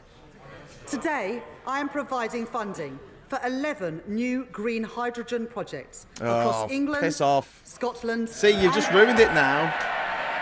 It was going well until you said hydrogen. They will be amongst the first commercial scale projects anywhere in the world. Yeah, because it's bollocks. Including in Bridgend, It's bollocks. East Renfrewshire, It's and Barrow in bollocks. Furness. No, but the problem is it's bollocks. We are kick-starting the Warm Homes Plan by confirming an initial £3.4 billion over the next 3 years to transform 350,000 homes, including 250,000 low-income and social homes. And we will establish GB Energy, providing funding next year to set up GB Energy at its new home in Aberdeen. Overall, we will invest an additional £100 billion over the next 5 years in capital spending, only possible because of our investment rule. The OBR say today that this investment will drive growth across our country in the next 5 years, and in the longer term, increase GDP by up to 1.4%. It will crowd in private investment, meaning more jobs and more opportunities in every corner of the UK. That is the choice that I have made, to invest in our country and to grow our economy. Today, I am setting out 2 final areas in which investment is so badly needed to repair the fabric of our nation. Don't say hydrogen. My right I said don't say friend, Hindenburg. Member for Lewisham West and East Dulwich. Hydrogen, everyone. Joined the Labour Party Hydrogen. because of the condition of our schools in the 1980s and the 1990s under Conservative governments. Don't get me started on. When we were at hydrogen. secondary school, my sixth form was a couple of prefab huts in the playground. My school, like so many others, was rebuilt by the last Labour government. My stepdaughter's school is a bunch of Today, prefab after 14 years porters of Tory cabins government, on the progress playgrounds. has gone backwards. Yes. School roofs. Yeah. Shame. School roofs are crumbling and millions of children are facing the same backdrop as I did. Yes, they are. I will be the Chancellor that changes that. So today, I am Hydrogen is hard to produce and difficult to contain. Yes, Gary, it's bollocks, as we all know. Education It's next year. bollocks. A 19% real terms increase on this year. That includes £1.4 billion to rebuild over 500 schools in the greatest need, including St Helens Primary School in Hartlepool and Mercia Academy in Derby, and so many more across our country. Everything is combustible. And we will provide £2.1 billion more to improve school maintenance, £300 million more than this year. Ensuring that all the Tories all do our is destroy children can learn things. somewhere Yeah, safe, Gary, you're not wrong. including dealing with RAC-affected schools in the constituencies of my right honourable friends for Watford, Stourbridge, Hyndburn and beyond. Alongside investment in new teachers and funding through thousands of new breakfast clubs, this government is giving our children and young people the opportunities that they deserve. Yeah, absolutely. Hard agree. Madam Deputy Speaker, I come to our most cherished public service of all, our NHS. The NHS. My right honourable friend, the Health Secretary, is beginning to repair the damage of the last 14 years. In our first week in office, he commissioned an independent report into the state of our health service by Lord Darcy. Its conclusions were damning. While our NHS staff do a remarkable job, and we thank them for it, it is clear that in so many areas, we are moving in the wrong direction. 100,000 infants waited over 6 hours in A&E last year. 350,000 people are waiting a year for mental health support. Cancer deaths here higher than in other countries. It is simply unforgivable. In the spring, we will publish a 10-year plan for the NHS to deliver a shift from hospital to community, from analogue to digital, and from sickness to prevention. Today, we are announcing a down payment on that plan to enable the NHS to deliver 2% productivity growth next year. These reforms are vital, but we should be honest. The state of the NHS that we have inherited after, and I quote Lord Darcy, the most austere decade since the NHS was founded, means that reform must come alongside investments. So today, because of the difficult decisions that I have taken on tax, welfare and spending, I can announce that I am providing a £22.6 billion increase in the day-to-day health budget and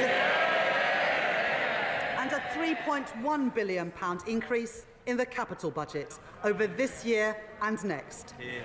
This is the largest real terms growth in day-to-day NHS spending outside of COVID since 2010. I did actually get that. £22.6 billion increase in day-to-day costs. Many NHS buildings have been left in a state of disrepair. Yeah, so we will provide £1 billion of health hospitals. capital investment next year to address the backlog of repairs and upgrades across they're going to go for NHS. Some stupid to increase private capacity partnership for bollocks, tens of thousands more procedures next year. We will provide a further £1.5 billion for new beds in hospitals across our country, new capacity for over 1 million additional diagnostic tests, and new surgical hubs and diagnostic centres, so that people waiting for their treatment can get it as quickly as possible.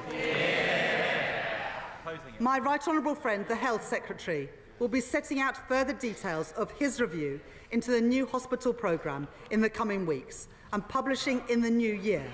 But I can tell the House today that work will continue at pace to deliver those 7 hospitals affected by the RAC crisis, including West Suffolk Hospital in Bury St Edmunds and Leighton Hospital in Crewe. Yep.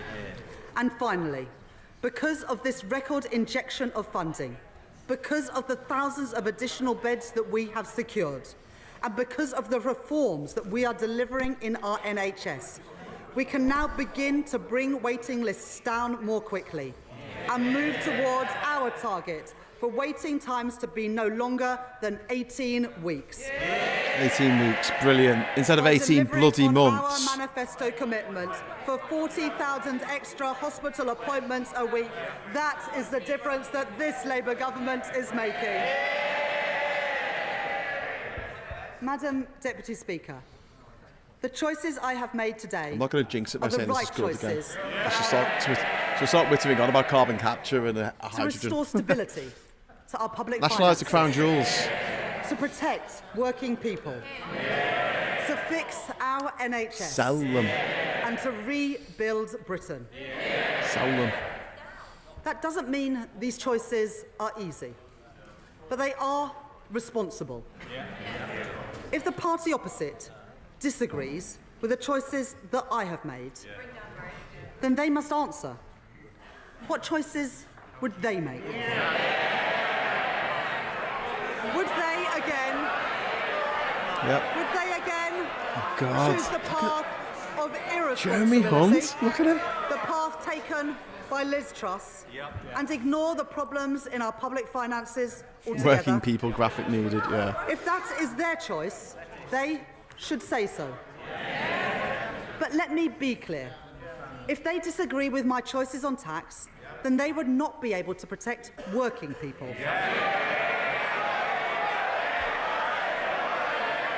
If they disagree with our plans to fund public services, then they would have to cut schools and hospitals. And if they disagree with our investment rule, then they would have to delay or cancel thousands of projects which drive growth across our country. Yeah. This He's fuming, is a yeah, sure. This is a moment of fundamental choice for Britain. I have made my choices, the responsible choices, to restore stability to our country, to protect working people. More teachers in our schools, more appointments in our NHS, more homes being built, fixing the foundations of our That one economy, didn't get a GM, investing unfortunately. in our future, No, that one did. delivering change, rebuilding Delivering! Britain. We on these benches commend those choices, and I commend this statement to the House. Woof! My God, that was 1 hour and 22 minutes. Went on a bit. Oh, actually, it wasn't quite that long because the speaker's speaking for a long time at the beginning. It's just about 1 hour and 20 minutes, that. Thanks for staying with us here on the Politics Social channel. We're going to stay for the response from Rishi Sunak. Under Standing Order number 51, the first motion entitled Provisional Collection of Taxes must be decided without debate. Will the Chancellor of the Exchequer please move formally? I beg to move. The question is that pursuant to Section 5 of the Provisional Collection of Taxes Act 1968, provisional statutory effect shall be given to the following motions. Value added tax, private school fees, motion number 34. Stamp duty, land tax, additional dwellings, purchases before the 1st of April 2025, motion number 35. Stamp duty, land tax, purchases by companies, motion number 37. Rates of tobacco products duty, motion number 46. As many of that opinion say aye. Aye. Of the contrary, no. The ayes have it. The ayes have it. We now come to the motion entitled Income Tax Charge. It is on this motion that the debate will take place today and on the succeeding days. The questions on this motion and on the remaining motions will be put at the end of the budget debate on Wednesday, the 6th of November. I call the Chancellor of the Exchequer to move the motion formally. I beg to move. The question is that income tax is charged for the tax year 25 to 26, and it is declared that this is expedient in the public interest, that this resolution should have statutory effect under the provisions of the Provisional Collection of Taxes Act 1968. I now call the Leader of the Opposition.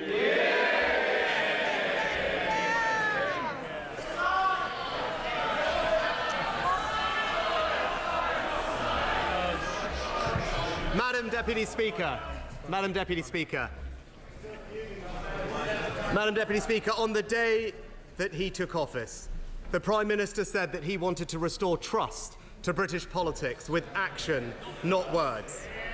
Well, today, his actions speak for themselves, with a budget that contains broken promise after broken promise. What? Hey, what? How does that work out? And reveals the simple truth that the Prime Minister and the Chancellor have not been straight with the British people. What are you talking about? Where were the broken promises? And again. Where are the broken promises? Again, we Come on, Conservatives where are they? warned Labour List them. would tax, List them. borrow and spend far beyond what they were telling the country. And are they doing that? Time and again, VAT hasn't gone up. Income tax hasn't gone up. But today, National insurance hasn't gone up for truth working people. has come out. Proof that they planned to do this all along. Because, Madam Deputy Speaker, today's budget sees the fiscal rules fiddled. Borrowing increased fiscal by rules billions fiddled. of pounds. It's a bit rich coming from your side, mate. Inflation-busting handouts for the trade unions. Britain's poorest pensioners. For the trade unions. What? Britain's poorest. And next is going to be going on about lefty lawyers. As we respected the Chancellor and heard her speak, we will hear the Leader of the Opposition. Speaker. Britain's poorest pensioners squeezed. Welfare spending they're not. out The of poorest control, pensioners are getting and uplift. a spree of tax rises they You're just promised lying. the working people of this country they would not do. Lies. He's just lying. He's just pure about lying here. Up. Capital gains What? tax. Yes. That's what they're working. Tax. Up. Yeah, for rich Energy people. taxes. For rich people. Up. For rich people. Business rates. Up. For rich people. First-time buyer stamp duty. Up. Pensions For rich tax. people. Up. They have fiddled the figures. What are you talking about? They don't like it because they do. Actually, I think it's great. Make the rich pay more. Make the rich pay The more. public will also want to hear what the Leader of the Opposition I think the public has agree to with say. Labour on this one. Make the rich pay more. What are you whinging about? I've got to pay extra tax on my second helicopter. They don't like it, but Nurse! this is the truth. Nurse! They have They're all out of bed again, raised says tax Duke Vengeance. to record levels. They have broken their promises. Lies. And it's the working people of this country God. that are going to pay the price. Jesus Christ. What a load of Madam Deputy Speaker, performative the Chancellor and bollocks. Prime Minister have tried to say that Desperation. they had no choice. But be Absolutely. in no doubt, their Desperation. misleading claims about the state of the economy are nothing but a cynical political device. What? Is it? Go on, fake out the emergency, Corbyn. Today's Go on. situation is Go a on. world away Go from on. the genuinely bleak legacy that we Conservatives inherited from the last Labour They're genuinely bleak? What are you talking about? borrowing. Our economy was doing all right in 2010 before you dickheads turned up with your austerity and your Brexit. That they spent. Debt rising every year and unemployment What? at 8%. Now, I understand. And what the was it in Chancellor's 97 shameless when we political took over from you? motivations. Lot of Why it suits dickheads. her- Why it suits her to cook up a false justification for her agenda. But today, the OBR has in fact declined to back up her claims of a fictional What? £22 billion What? hole. No, they haven't. Actually appears nowhere in their report, Madam Deputy Speaker. What a load of bollocks. Deeply disappointing that she has sought to politicise the independent OBR that should be above party politics.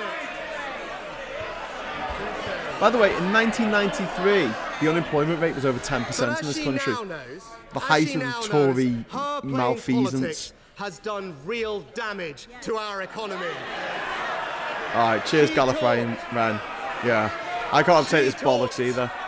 But I'm going to stay here and go, this is just A bollocks. Bank of England economist. Well, as the Bank of England's former chief economist has said, What? Labour's approach has generated fear and foreboding and No, it uncertainty. hasn't. You're trying to do that now. Consumers, businesses and investors. This guy needs a cup of tea. Of this Chancellor and this Gotta go for a Prime cup of Minister tea. damaging the British economy for political purposes. I think he's getting really angry. Oh dear, he's becoming enraged. You only need You only need to look at the facts to see that the Chancellor's claims about her economic inheritance are nonsense. Labour inherited an economy with inflation back at its 2% target. Lies! Mortgage rates being cut. Inflation and back at unemployment 2% low. after going up to like 12%. When we left office, the United Kingdom was the fastest growing advanced economy in the world. What? No, it wasn't. And when it comes, Gibberish are you talking about? That's just a straight up lie. Our economy has hardly grown in years. In fact, it's got smaller. we took the right decision to spend £500 billion to protect the British people from the impact of COVID. Oh, and Putin's we're going to war. cry about And COVID let me now. remind you, not only did the party opposite support all those interventions, they wanted us to go even further, Madam Yes. Deputy Speaker. Yeah, And when but they didn't want you to give all the money to your mates. They didn't want you to give all your money to your mates. Oh, just shut up for a moment. They didn't want you to give your money to our money to your mates. from those two about difficult decisions. Oh, he's saying I will take no lectures. But because I will take no lectures. I will take no the lectures. Chancellor I will inherited take no lectures. lower borrowing than France, America, Italy and Japan, and the second lowest debt in the entire G7. What the So hell? any What lies? which He's just way you lying. look at it, Labour's He's just claims making this about shit up. their He's inheritance are leaving. purely This is his last ludicrous. speech in Parliament, basically. So he's just These are lying his her arse off. choices. So stop blaming everyone else and take responsibility. That's very rich coming from the Conservatives. Stop blaming everyone else and take responsibility. Now, let me turn to the substance. Oh of my those God. choices. Yeah, During the if you election, would, the Chancellor stop lying. repeatedly promised that her plans were fully funded. Yes. Only a few weeks ago, the Yep. Prime Minister said the Take budget would responsibility. balance Hilarious. the books. Yep. But this budget does no such thing. Really? And reveals they have not been straight with the British people. I can see you even when you're hiding behind another colleague. Oh. Are you Yelling looking? across the chamber is not on. The public and our constituents are watching. I know emotions are high, What are they and doing I across the expect chamber? some noise, but have the confidence to shout closer, and I will definitely call you out. Lead on to position. Ooh, cup of tea. A few weeks ago, the Prime Minister said the budget would balance Such a the books. But this tetchy. See budget you does next no Tuesday. such thing, and Says reveals Jax. that they haven't been straight with the British people. When were Because you today, ever straight with the British Chancellor people? has launched an enormous borrowing spree. Austerity, saddling Brexit, children and grandchildren COVID with corruption, billions upon billions the pounds mini more budget. debt, pushing up interest rates, Debt! leaving our Debt! economy You want to more talk about exposed to debt? future shocks, People's and mortgages doubled because of you leading the clowns. OBR today to now forecast higher inflation in every year of the forecast. Higher inflation by what? 0.1%, not 10% like you Make a clowns. total nonsense of her claims on the state of the public finances. Because if they truly were in such a dire strait, as she has said, what we should have seen today is a significant reduction in borrowing to repair them, not the splurge that she's just unleashed, Madam Deputy Splurge. Speaker. Instead, what we see today, borrowing higher in every year of the forecast, debt The higher bullshit in meter has every jumped year off the of wall forecast. and gone to cry in the corner. Now she Yeah, has tried. my She northern has bullshit tried to detector cover is up running that splurge dangerously by hot. fiddling the fiscal rules. Oh, According bit to the rich. Institute of Fiscal Bit Studies, rich, Rishi. The new measure will He's a bit not rich. actually even be a constraint on the What's he amount worth? she can 800 borrow. million. And it is hard to escape the suspicion, they say, that the government is attracted to this change by the fact that it would allow for significantly more borrowing without any need for tough choices elsewhere. Fiscal fiddling is what they have called it. And the Chancellor herself actually agrees, because she specifically told the British people she wouldn't change the debt target. Because, and I quote, she said, "I'm not going to fiddle the figures to get better results." But that is exactly what she has done. She has gone back on her word and fiddled the figures so that she can borrow. What are you talking about, fiddling the figures? What are you talking about? And working people There's so much in there. So much in there. The reason the Chancellor has increased borrowing Fiddle and the increased figures. taxes is because she has totally failed to grip public spending. Oh, is he saying get a grip? Is he? Is he saying get a grip? Get a grip. Get a grip. First, she has no meaningful plan to deliver the £20 billion worth of savings available if the public sector returned simply to its pre-pandemic Helium levels would be of funnier. productivity. Yeah. Instead, one of the first things the Chancellor did was to hand out inflation-busting pay rises to the unions without getting any To the unions. productivity-enhancing reforms. Are you talking about the union paymasters? The Chancellor also... What a load of bollocks. What a load of The Chancellor also bollocks. scrapped her predecessor's plan to get the civil service back to its pre-pandemic numbers. What? She doesn't seem to think that the civil service can be reduced by a single person. And the Chancellor has no plan Single to control person. welfare spending. Yet Yeah, if we simply actually got need more teachers, working aren't they? age Technically civil welfare servants. spending on people with a disability or health condition back to pre-COVID levels, that would free up £30 billion worth of savings. What? So What? whether it is scrapping How? our How'd you plans work to that shrink one the out? civil service Let's pick or on the their disabled, failure says to Rishi control Sunak, welfare the guy who's worth spending. This is 800 not her billion. inheritance, Madam Deputy Look Speaker. how angry he These is. are her choices. So enraged.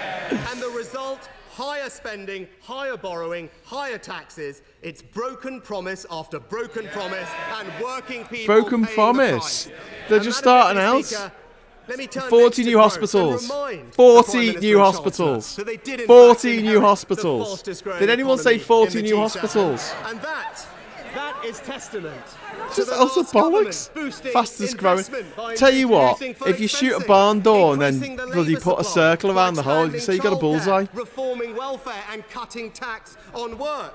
All decisions the OBR said would increase growth.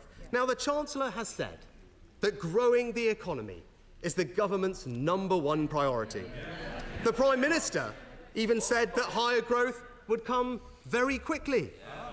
Well, to be fair, the Prime Minister and Chancellor have had a rapid impact on growth.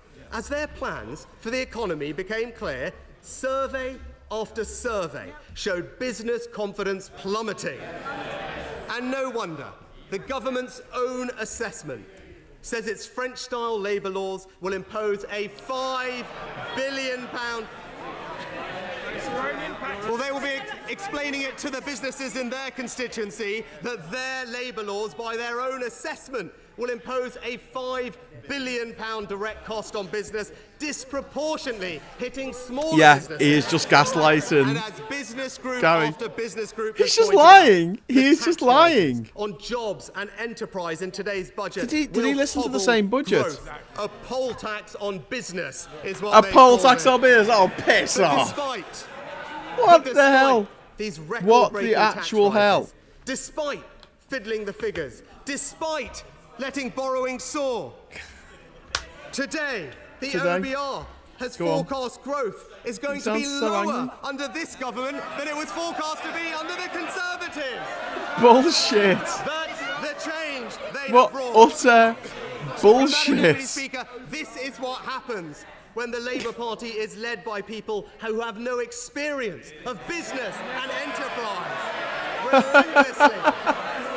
As opposed to all you Nepo babies in the Tory party who are all billionaires at birth. All right, mate. Economy, delivering a tidal Lies. wave of anti-business regulations, destroying Tidal wave of our anti-business flexible labour regulations market, that and protect raising any taxes business to with the less than highest 4 level in our employees. country's history. All right, mate. It's the classic Labour agenda: higher taxes, higher borrowing, no plan for growth, and working people paying the price.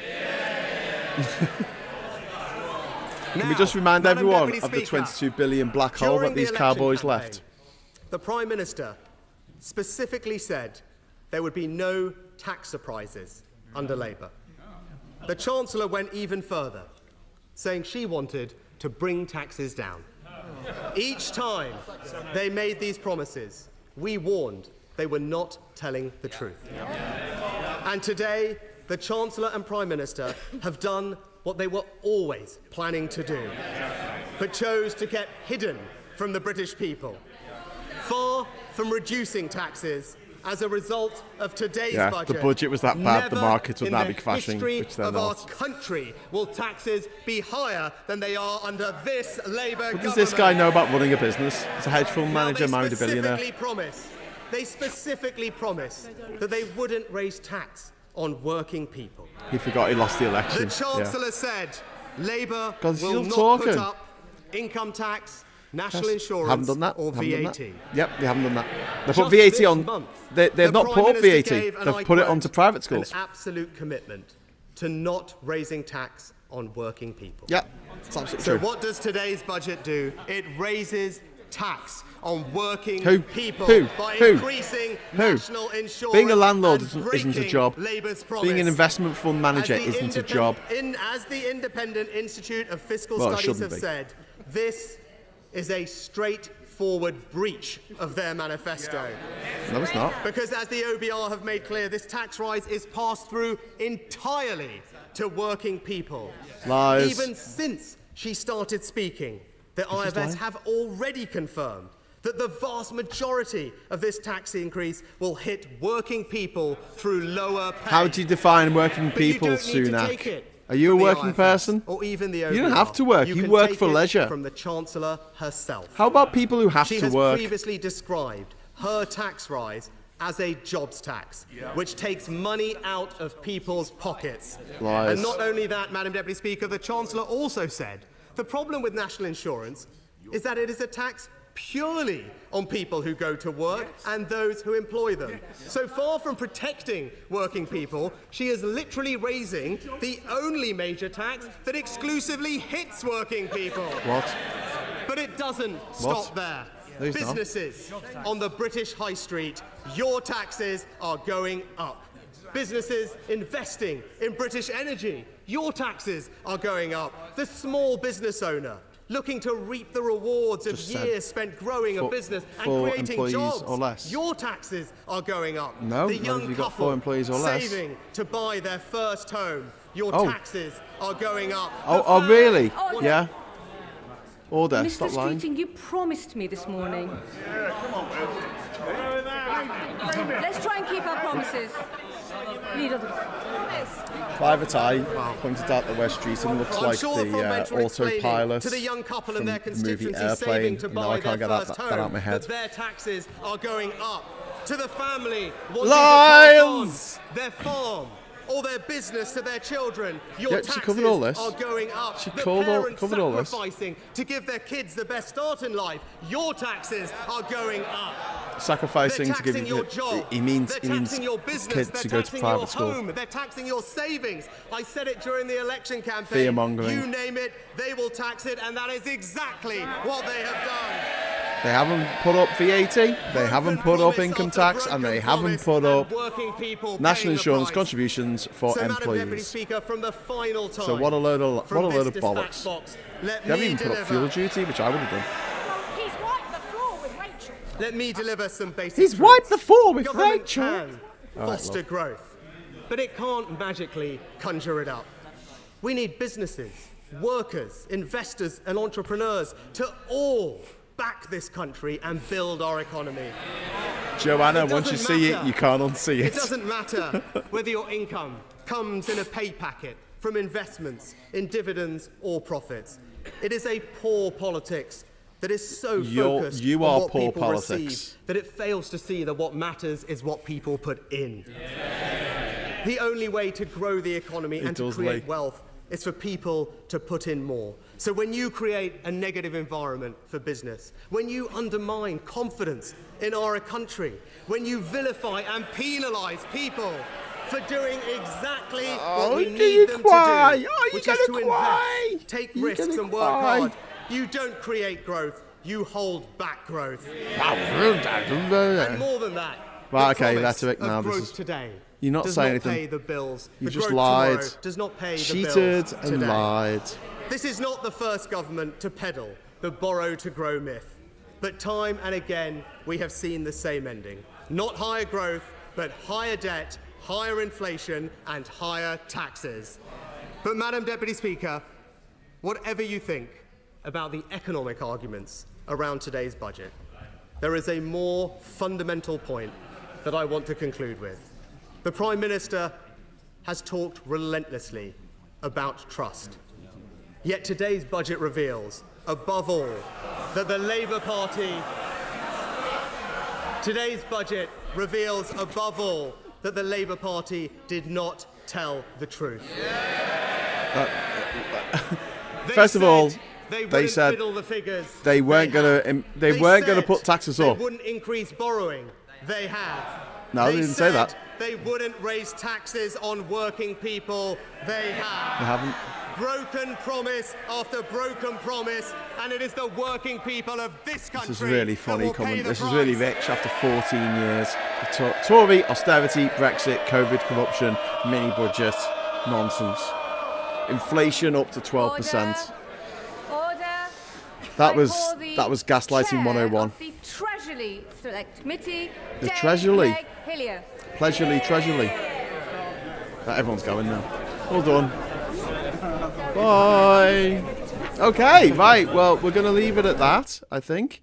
And I was gonna slowly reduce the sound there, but the BBC cut the feed, the bastards. So yeah, that's the end of the budget and the response to the budget, which was slightly animated there by Rishi Sunak, obviously knowing that he is never going to have to be, he's never going to have to reply to any of the things that he said there, because he's not going to be the leader of the Conservative Party this time next week. We're going to have a new leader for the next PMQs, which is going to take place on the morning of the day after the American election. So it's going to be a very strange time for us all, I think, and people watching this channel. We're going to be doing an all-night sesh and an all-night election jamboree for the American election, which, funnily enough, is kind of like how I started doing the live streams on this channel. The very first all-night live stream, I think, was with me and Fobojo and Adam Lee. We did an all-night stream for the 2019 general election. And then during COVID lockdown, I did an all-night stream for the American election in 2020, even though we didn't find out who actually won that bloody thing until a few days afterwards, which might happen again. Might happen again in 2024. Who knows? But yeah, it might. After that, I'm going off to Panama for a little bit, so the regular service will be disrupted. But, you know, nice little bookend, I guess, to have an all-nighter. Then we're having PMQs with whoever is the new leader of the Conservative Party, asking 6 questions. Oh my God. It's either going to be Kemi Badenoch or Robert Jenrick, 2 people who I absolutely loathe. Anyway, right, we're going to talk about the budget for the next few minutes. So let me know what you thought. Let me know what the good bits were, the bad bits, the bits that are irredeemably bad, and the bits that are gloriously good. I don't think there's any that are quite that excessive. But yeah, and obviously, what was missing? What do you feel was missing? And yes, Nick, I know that returning to the single market was missing, but that wasn't a manifesto pledge, so I don't think they can do it. Luna X, are they still going to snoop on disabled people's bank accounts? That wasn't mentioned, so I don't know, Luna.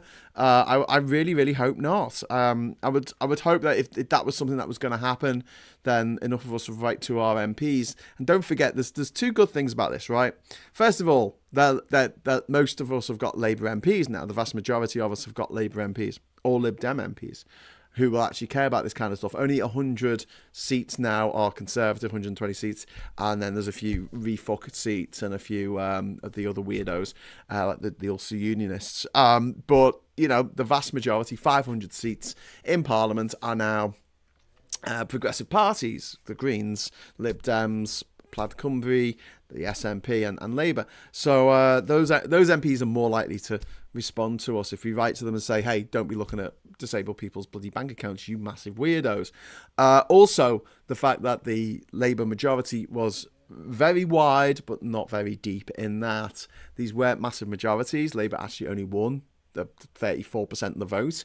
Obviously, they won 66% of the seats, but that's just the strange electoral math that we have, or maths, as we say in this country, as a result of our arcane first-past-the-post system.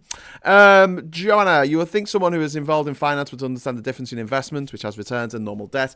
Yeah, I think he was just going off on one. I think he was just doing his final flourish, his final, sixth form private school debating society. This house believes that everyone else is a scummy liar. But yes, it wasn't. That wasn't Sunak's finest hour. He was all right in Prime Minister's questions. Seemed really pissed off there. Sunak has said a lot of nonsense that was critical mass. It was just a lot of gaslighting nonsense. Working people klaxon. Yeah, I think we need to have that. I'll add that later. Someone saying I'm exhausted. That's from Sean. Yeah. Rob Roy says they wouldn't know the truth if it slapped them in the face. Indeed. And Duke Vengeance is saying what? Ow, as he finally finished now. Sunak was unhinged. Yes, Christopher, he did come across as proper swivel-eyed, like, oh my God, I can't believe they're doing this. And he didn't say directly they're putting up fees on private schools. He said they're punishing hard-working parents who want the best for their children, which is such weasel words, isn't it? Because what he's saying there is that they're punishing the rich. They're punishing people who can afford to send their kids to private school who are rich. That's the whole thing. It's like you can't afford to do that unless you are earning way more than the average wage in this country, as the cost of sending kids to private school is somewhere around the average wage in this country per year. And it creates a lot of distortions. Anyone who's been to Private Schools Mafia, privateschoolmafia.com, will be able to testify. That list is just insane. There's over 1,150 names on that list, and they're all people you know. Don't still the Lib Dems get a say? I don't think so, John. Sorry. I think it was a pretty good budget, really. Talk TV will hate it, says Alf Smith. Yes, and so will Gammon Box News, and so will Nick Ferrari and all the privately educated gobshites who, like to whinge about stuff. Don't forget, you've been streaming with Carol Vorderman this year. I have, yeah, my mate Carol. Me and Carol, like that. Siskin Edge, 14 billion more money. Woohoo! Indeed. Hopefully the country will hate them as much as we do. I hope you're talking about the Tories there. Thankfully, a lot of people both loathe Jenrick and Badenoch. Yes, they do. Yes, you were talking about Badenoch and Jenrick there. All good apart from the backy tax, but that's always happening, lol. I think they should have raised the cost of petrol at the pump. I mean, to discourage people from using that, and I think they should have used that money to have a cap on public transport, which was on the buses, which is £1.50. It should be £1.50. Take it down to £1.50 because that's what it is in London. And how is it fair that the people in London who have ridiculous amounts spent on them per person on public transport, how did they get the buses that are £1.50 when they also get London allowances for living in London? How come their buses are £1.50? But for me to go a shorter distance in Durham is going to be £3 again, like it was before the £2 cap came in. £3 each. There's no child fares now, so all of us would have to pay £3 to get there and £3 to get back. Don't forget, it's always a round trip. So you're talking about £24 to get me and the family to town. £24, which is a 10-minute ride away on the bus. Or we could drive.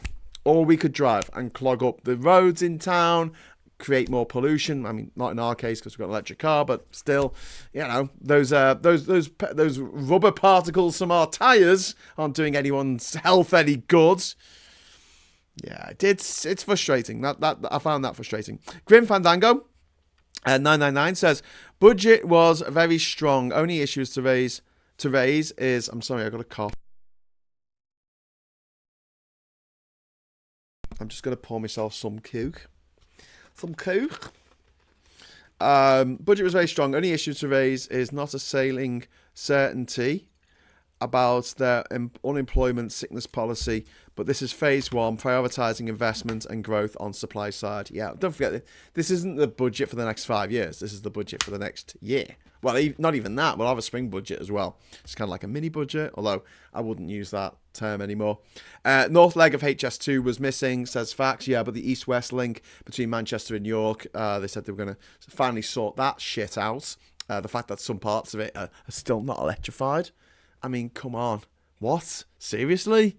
You know, the train line between Liverpool and Manchester, there's 3 train lines, but the original one, we'll call it the middle one, which goes through Broad Green Station, which is the oldest station in the passenger station in the world that's still in its original site, although it was bodged up by the bloody construction of the M62, don't get me started. But that particular railway was only electrificated only a few years ago, even though the actual train line was built in the 1830s. The 1830s. I mean, Jesus Christ. It took the best part of 180 years to get this bloody thing electrified. Like, I understand how difficult it is to build new roads or to build new actual infrastructure like the HS2 line. It takes a lot. But when the lines are already there, plus there's an alternative. I mean, it's not like that's the only way to get from Liverpool to Manchester. There's another couple of routes that you can use. But the fact that they do, it blows my mind. It does, in fact, blow my mind. Okay, we need 40 hours of free childcare. Sorry, I was starting to read that and it jumped off the top of the screen. Gareth says, we need 40 hours of free childcare so we can get more people back to work without expensive childcare, more workers, more income from tax. Yeah, I couldn't agree more, mate. I couldn't agree more. Missing, this one put an 8er, LVT, Monday tax, empty box tax, full box tax. Wait, sorry, this isn't the Tory media fearmongering list, never mind. And I didn't know where you were going there. Sean, they are, but it's about criminality, not snooping, apparently, multiple claims. That's a bit shit. But yeah, if people are taking piss out the system, I don't know what you do. I don't know what you do with that, mate. Get Vorderman as the minister in chasing down the PPE swindlers. That'd be brilliant, wouldn't it? That would mean they'd have to make her a lord, which would be quite interesting. Lord Carol of, well, it would be Lord Vorderman, wouldn't it? Lord Vorderman of Rill. How does that sound? I think that sounds great. Grimfang says the OBR's growth estimates are likely to be very conservative growth estimates given their bias, and that Keynesian hasn't been utilised in this country for almost 50 years. Svak says, and don't forget the list contains both people like David Mitchell, Victoria Cohen Mitchell, etc., and like Cameron, Boho, Sunak, etc. Yeah, exactly. Well, if you want to front up a TV show in the UK, then you need to have gone to private school. It's just the rules. Come on. It really pisses me off that like Michael Gove and David Baddiel and some woman got a show in the 1990s on Channel 4, like a late night comedy stand-up show. And what bothers me the most is it's, first of all, it wasn't very funny. It was called A Stab in the Dark. But secondly, I mean, the fact that Michael Gove was like selling himself as a stand-up comedian. I mean, Jesus Christ. Right-wing comedians are just not funny. But it was the fact that these people were all in their 20s at the time and they just walk into a TV show and just go, we want to host a TV show. And the TV execs who they probably went to school with are like, yeah, sure. Don't worry about it. Yeah, you can have a TV show. You can do what you like. Joanna Hammond there. You got the right to earn. Oh, sorry. My list keeps bloody jumping up when people put in a new message. I'll come back to that. Alf says Sunak is talking for landlords who think they're handling their property empire down to the kids so they won't have to work. The Tories think that it's 1824, not 2024. Indeed, and being a landlord isn't a proper job. Just isn't. Do you think the lead in petrol has something to do with the current iteration of the Tories? Yes. Lead in petrol, lead in the paint, lead in the pipes. Lead in the peas.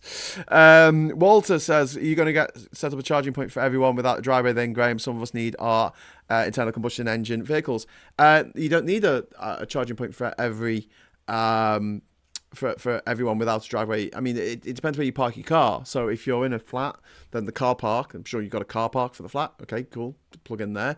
If you are on a terrace street and you don't have a front path, then a gully put in by the council, not at an expense to you. So you can plug in front of your house, and then the cable goes basically just under the the pavement so people don't trip over it, and you can plug your car in at the road there, and electricity's everywhere.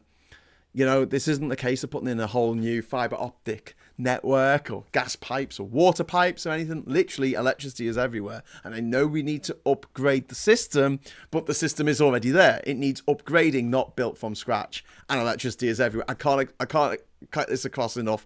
It is everywhere. And at some point, yes, every single place where you can park a car will have some opportunity to be able to plug it in. The most effective way of doing this would be at supermarkets, because everyone spends at least 20 minutes in a supermarket when they go shopping for their weekly shop. I don't know anyone who could do it faster than that. Maybe if you're a champion at supermarket sweep or something. But if you can plug your car in, go shopping and come out, and your car is charged to 80%. Thank you very much. That's the rest. That's all I need for the rest of the week. So yeah, there's that as well. So giving tax breaks to commercial electricity, because one of the things that we have at the moment, which is a real disparity, is first of all, electric cars are really, really expensive. So it prices anyone else out of the market, which I think is very unfair. The only reason why we have an electric car is because my partner is on a salary sacrifice scheme in order to be able to afford it. And essentially, we'll never own it, which is it's just a lease, I guess. If she loses her job, we lose the car and have to start all over again. But sort of schemes like that, and making them better, but also making it so that when you buy electricity at the supermarket, it costs comparable with what you pay at home. Because at the moment, it is literally 10 times the amount at the supermarket than what you can pay at home for charging your car, which is really, really unfair, especially as I previously mentioned by Walter, the people who don't have a driveway at the moment. But yeah, I'd like to see more investment in electric cars. I'd like to see more investment in public transport. And if you're going to take money off anyone, yeah, people in private jets is my number one. My number one people to go after and take all their money. Anyway, Carol is from Prestatyn. Yeah, but she grew up in Rill, wasn't she? Didn't she? She talks about Rill a lot. Nunez, I'm glad they upped the SEND budget and education in general, and breakfast clubs. It's been criminally underfunded and is one of many national disgraces that's been allowed to happen.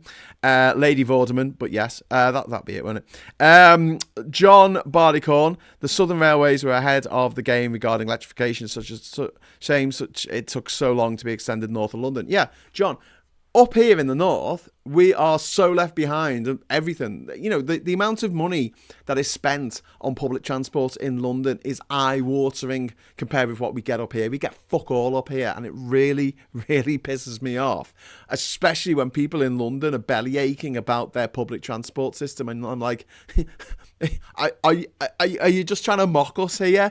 Because, you know, out where I live in Durham, we don't have a bus service on Sunday. So forget going anywhere. Forget like visiting your going into town, doing some shopping or anything. Because there's no bloody bus. You can't get the bus. What are you going to do? Get an Uber? If you're a pensioner, you're going to get an Uber, are you? Yeah, bollocks you are. Anyway, let's hope Scotland finds its way out of the shitty union, says Walter. Well, they were trying. Joanna, if Vorderman was put in the law, the Tories would probably start calling her she who shall not be named. Nah, too clever for a Tory. See what you've done there. Joanna says a lot of flat complexes don't have enough parking for all the cars. The rules only require them to build a fraction of the required parking when they got planning permission. Yeah, Joanna, and that same situation exists for a lot of workplaces, where you have this dance that a lot of people are forced to do, where there's no public transport in that particular area. There's no way of getting to work on a bus. So you basically have to. You've got no choice. You could try and cycle to work, I guess. But this is another thing where London has its own, cycle super highways or whatever they're calling themselves these days. And the rest of us have literal one-lane tracks through over Dale and Hill, which have these huge hedgerows as either side and have these knobheads driving through at 60 miles an hour. It's 60 miles an hour. I mean, come on. You're gonna take your kids out on the bikes on those roads, are you? With people coming at you round blind corners at 60 miles an hour, because that's the national speed limit on country lanes. Bonkers, absolutely bonkers. Again, it's London sort of laughing and pissing on the rest of us, which is why talking about devolution of powers is so important. But yeah, I want to see a lot more investments in public transport, so that the game that you have to play where you have to get slightly earlier every day into work so you get a parking space, because you can't actually park there if you don't. And if you're, heaven forfend, you have to drop the kids at school because there's no buses on the way to work, and there's no way you can get any earlier than that, because otherwise you have to pay for a breakfast club, which is expensive, and you don't have the money for that. Then you're doubly stuffed, aren't you? So you end up parking like 20 miles away and having to walk the rest of the way, which...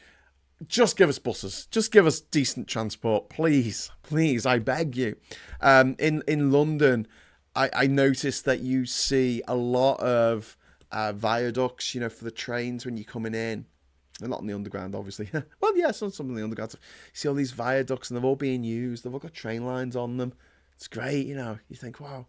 And then you get the train in Leeds, Manchester, Liverpool, and it's just disused railway lines. It's just disused viaducts. You're like, oh, well, there's a viaduct. Oh, it doesn't go anywhere. Oh, there's a place where the trains used to. Oh, all the tracks have been pulled up.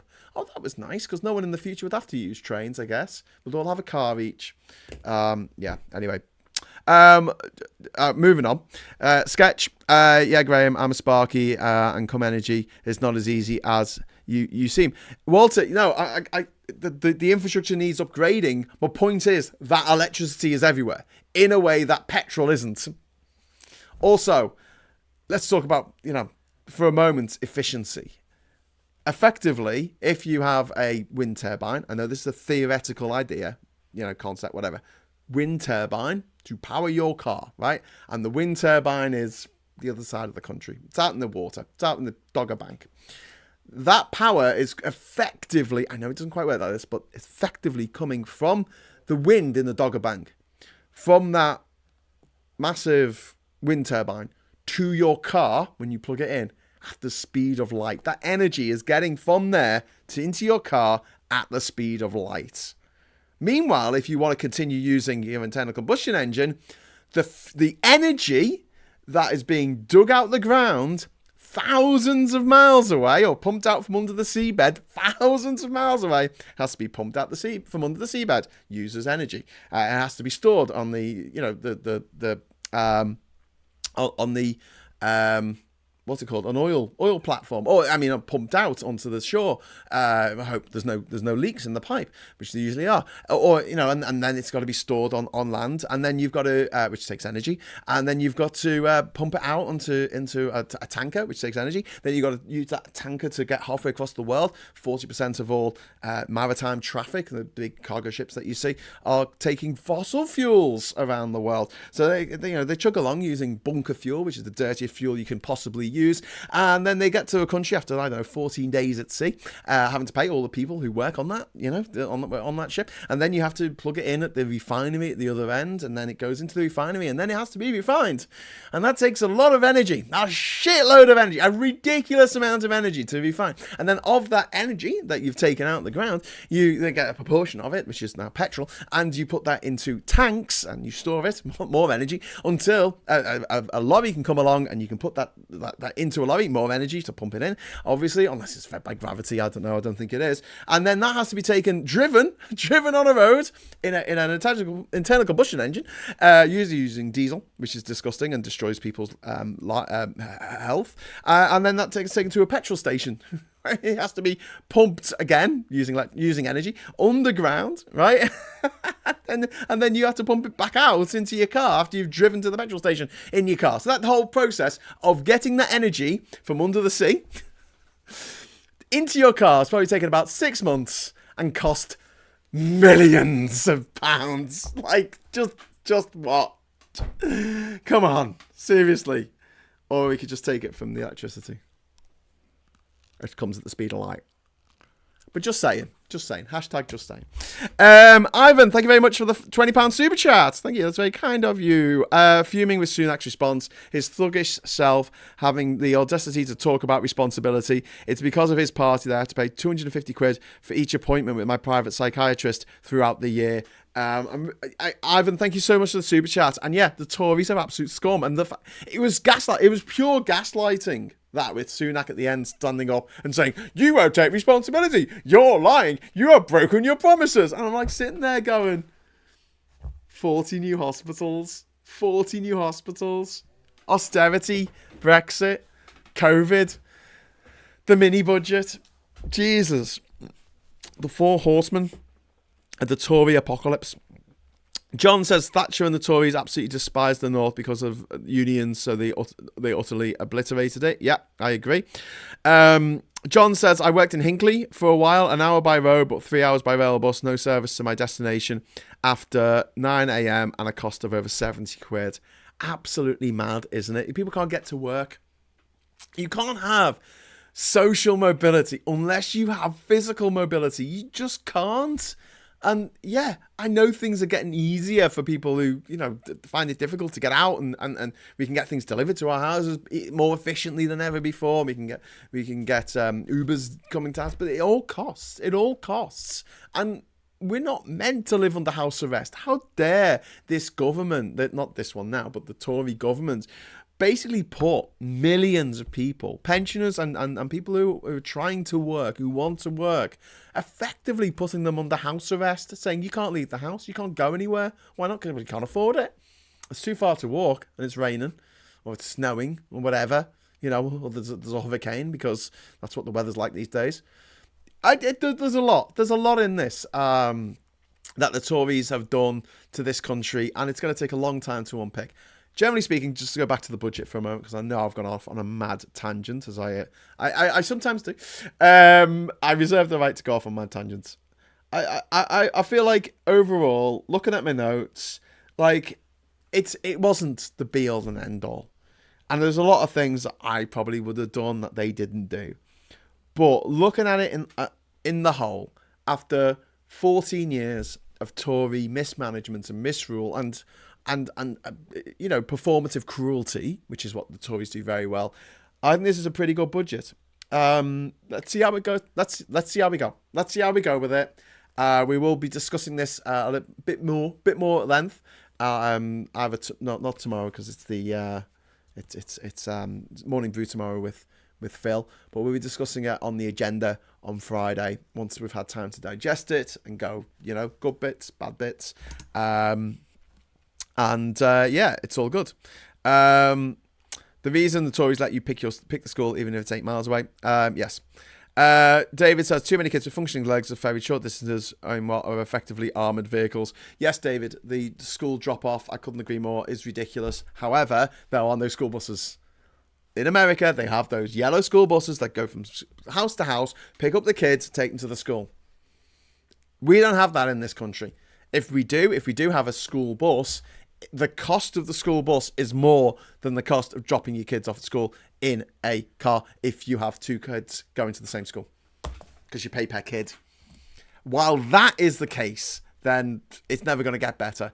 What Labour could do is say, right, this is it. We're going to have school buses for every school that for the kids who need it, it picks them up outside their house, nice and safe. They don't have to, walk up a hill and hide around a blind corner waiting for a bus at a bus stop when they're 11 years old. And then we'll pick them up from outside their house and we will take them to their school so they can go and learn.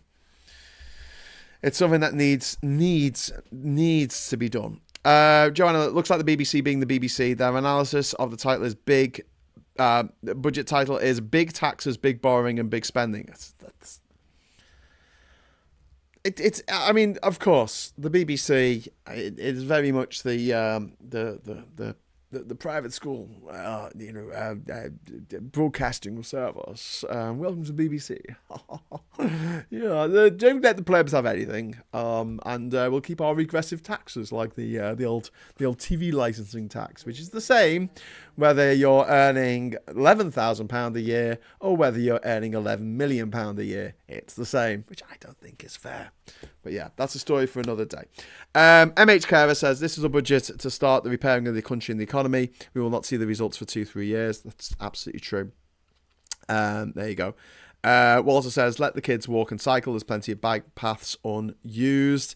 Often those bike paths are shit, Walter. I mean, I don't know what it's like where you are, but we have incredibly dangerous cycle paths in this city, in Liverpool, and where I live in Durham as well. That they're not fit for purpose. They're dangerous to cycle on because they're too close to the traffic. There's not enough space for cyclists and drivers coming each way.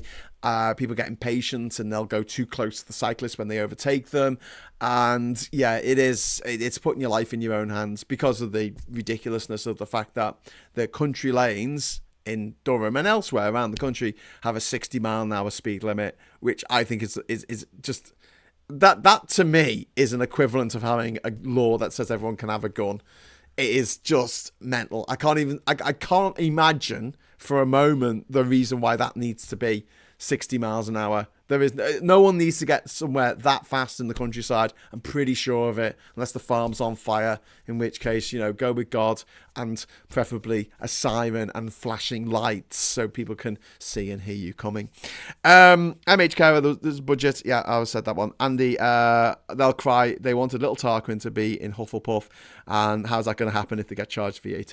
Oh, yeah. Exactly. But remember that the charges for private schools have gone up on average by 100% in the last 20 years. So, whatever. Graham, did your taxes go down with the budget? No.